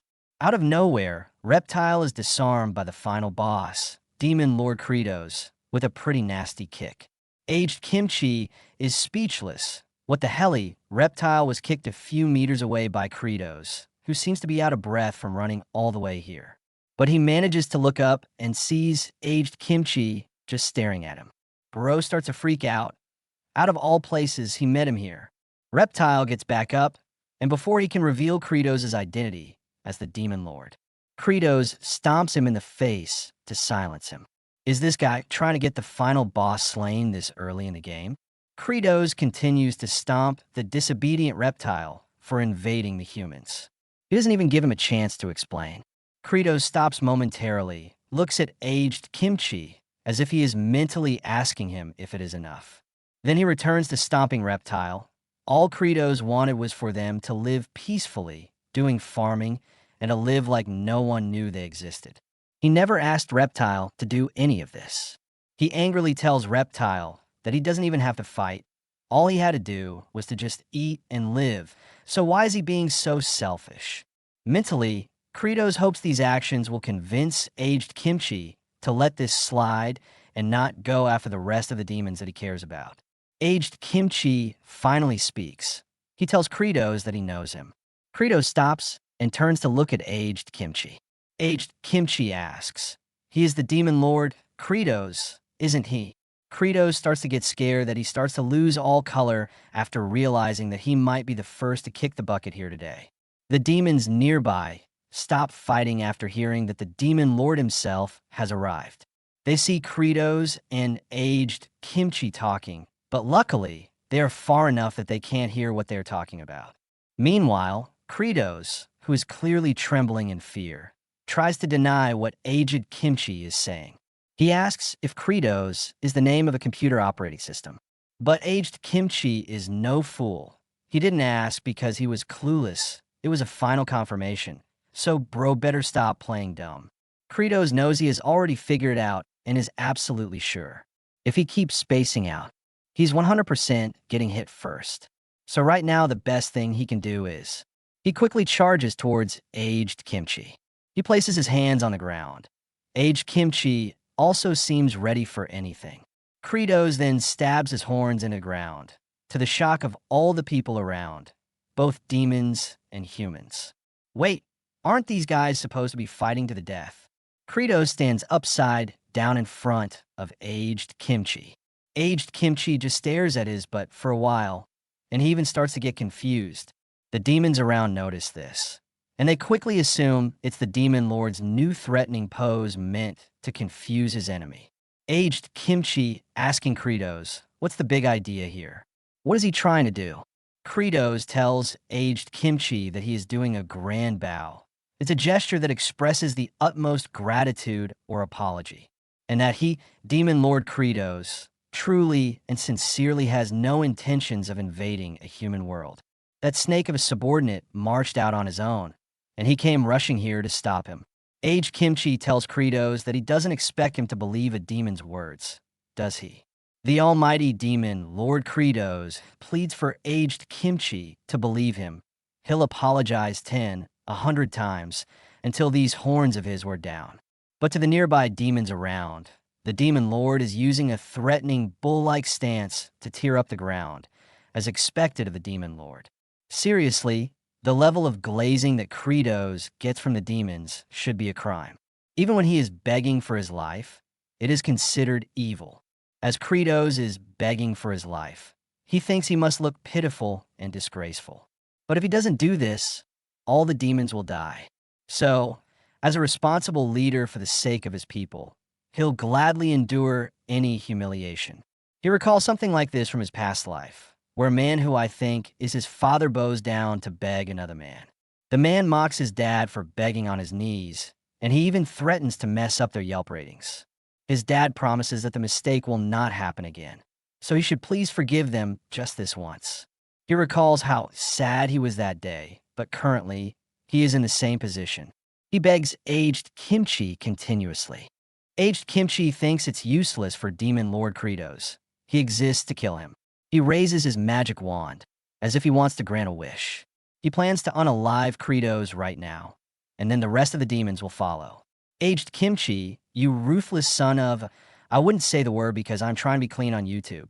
Credos continues to beg, though, and aged Kimchi notices something strange about the way he begs. He bangs his head on the ground exactly 10 times each time. Then he rests for a second, and then another 10 times. This rhythm feels oddly familiar, 10 times, 10 times. Then it finally hits him like Trunkun. Credos' pattern feels like the player who controlled him for 19 times to play the game. It feels like the summon of duty. It was always 10 times, even when searching the land of demons. The player always searched in sets of 10. Even before jumping into a trap, he would always count 10 times without fail. And even when aimlessly picking at dirt with no meaning, 10 times each time. Even before he watched another video, he would also share Manhwa talks videos 10 times. Back to the story, Credos tells aged Kimchi that he is extremely, absolutely sorry. You should please spare them.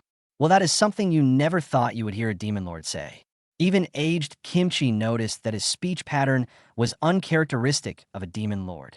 He wonders why the player, also known as the Summon of Duty, has come before him in the form of the demon lord. Well, it's a long story. He refused to be you, so now he is this. Aged Kimchi tells Credos to stop begging and just go away, cause he is this close to killing him. Credos gets excited, picks up Reptile, and thanks aged Kimchi for this. He will never have forget this grace for the rest of his life. He shouts for the 4-star army to retreat. He quickly tries to dash away from here. The demons are confused, cause the retreat order came out of nowhere. Some wonder what happened, but others explain that if it's the demon lord, they'll just do it. The demons start retreating, and just when aged Kimchi turns his back on them, Reptile realizes that this is the perfect opportunity to pull off a sneak attack. He calls aged Kimchi a worthless vermin, jumps down from Kratos' shoulder, and charges at aged Kimchi to try and unalive him. Kratos yells for Reptile to stop, but he is already too late. In one swift move, aged Kimchi unalived Reptile. Honestly, how did he butcher a perfect sneak attack like that? This is why you don't yell before you attack someone. Kratos and the other demons are stunned. He looks at Reptile's dismantled body plaster on the wall. He turns to look at aged Kimchi while sweating a ton like he knows he is so screwed. Kratos starts to panic again, but aged Kimchi tells him that he understands that this was not Kratos' will, but Reptile's own decision. Honestly, Kratos is surprised, but a win is a win. Aged Kimchi turns to walk away like the badass he is, and tells Kratos that if he ever shows that horn of his in the human world again, he had better believe that he will unalive him. Kratos is left completely speechless.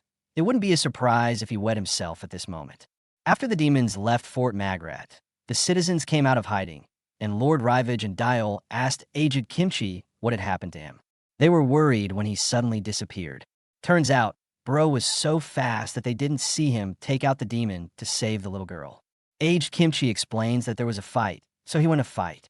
Lord Rivage is surprised that aged Kimchi fought against those terrifying demons. Commander Wokos walks up to aged Kimchi and bows to him. They saw how he struck down the demons in one move and made the others kneel. He asks that aged Kimchi forgive his discourtesy earlier.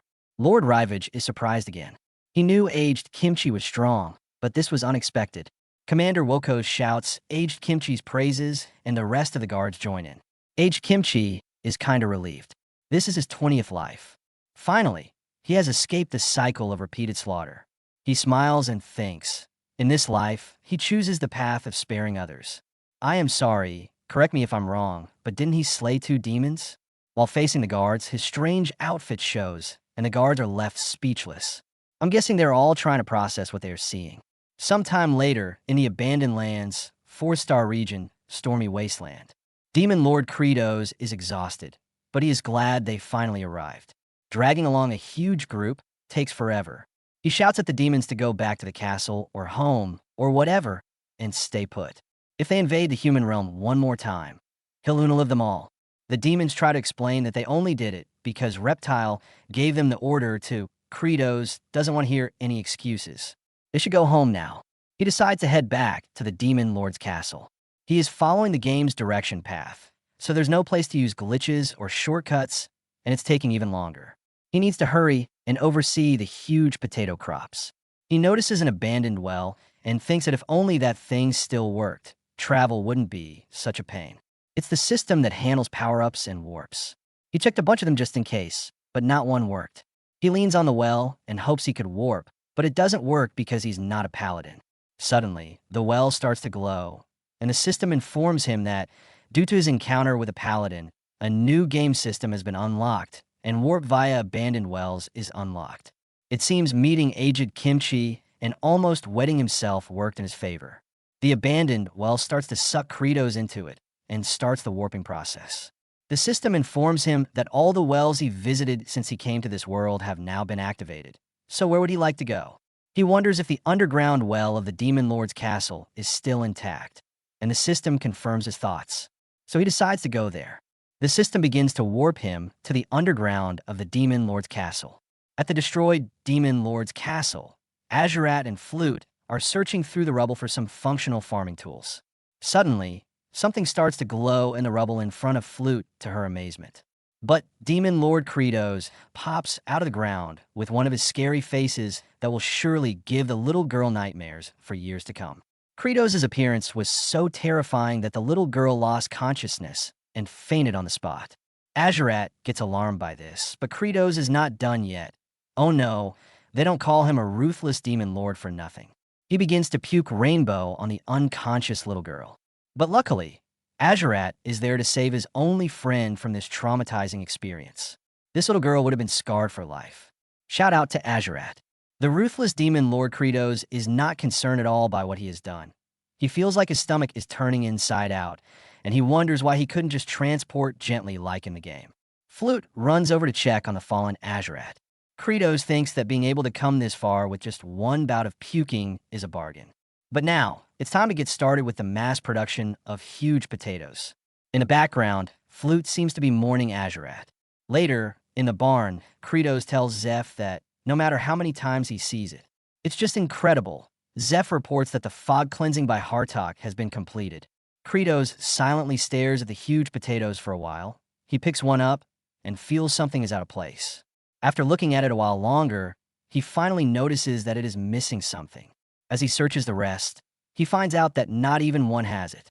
Zeph asks if the potatoes have a problem. Kratos explains that these huge potatoes don't have sprouts. So no sprouts means they won't grow. Yes, Kratos is frustrated that these potatoes are sterile. Back at the temporary Demon Lord castle, Kratos explains to the four generals that even if they plant these huge potatoes, nothing will even sprout from them. Hartok understands that since these potatoes have been genetically altered in an unnatural way, they have lost their reproductive capabilities and become mutants. Bal asks if this means the potatoes can't be eaten. Sergei corrects him. She explains to him that they are saying they can't plant them once they've eaten everything they have now. It's over. Kratos tells them that they were never going to rely on potatoes forever anyway. Potatoes are vulnerable to diseases, and once they are infected, the whole crop is ruined. They were always going to have to plant something else eventually. Azurat asks, what else even exists in this land besides potatoes? Kratos tells him, nothing, but he knows a place with a ton of seeds to plant. A land overflowing with crops. The land of humans. The generals are shocked. Kratos said this. Bal tells him that it's war all over again. But once again, Sergei shuts him up, cause no one hates war more than the Demon Lord. Kratos commands Zeph to begin constructing a giant Shounen immediately. He should stay here and assist with Hartok's farmer corps and help him manage them. Sergei, Bal, Azurat, and Kratos himself will go to the land of humans, sell Shounen, and use the money to buy seeds. As long as they don't run into aged kimchi, it'll be fine, and even if they do, he's got a plan. Alright guys, that's it for now. Thanks for watching.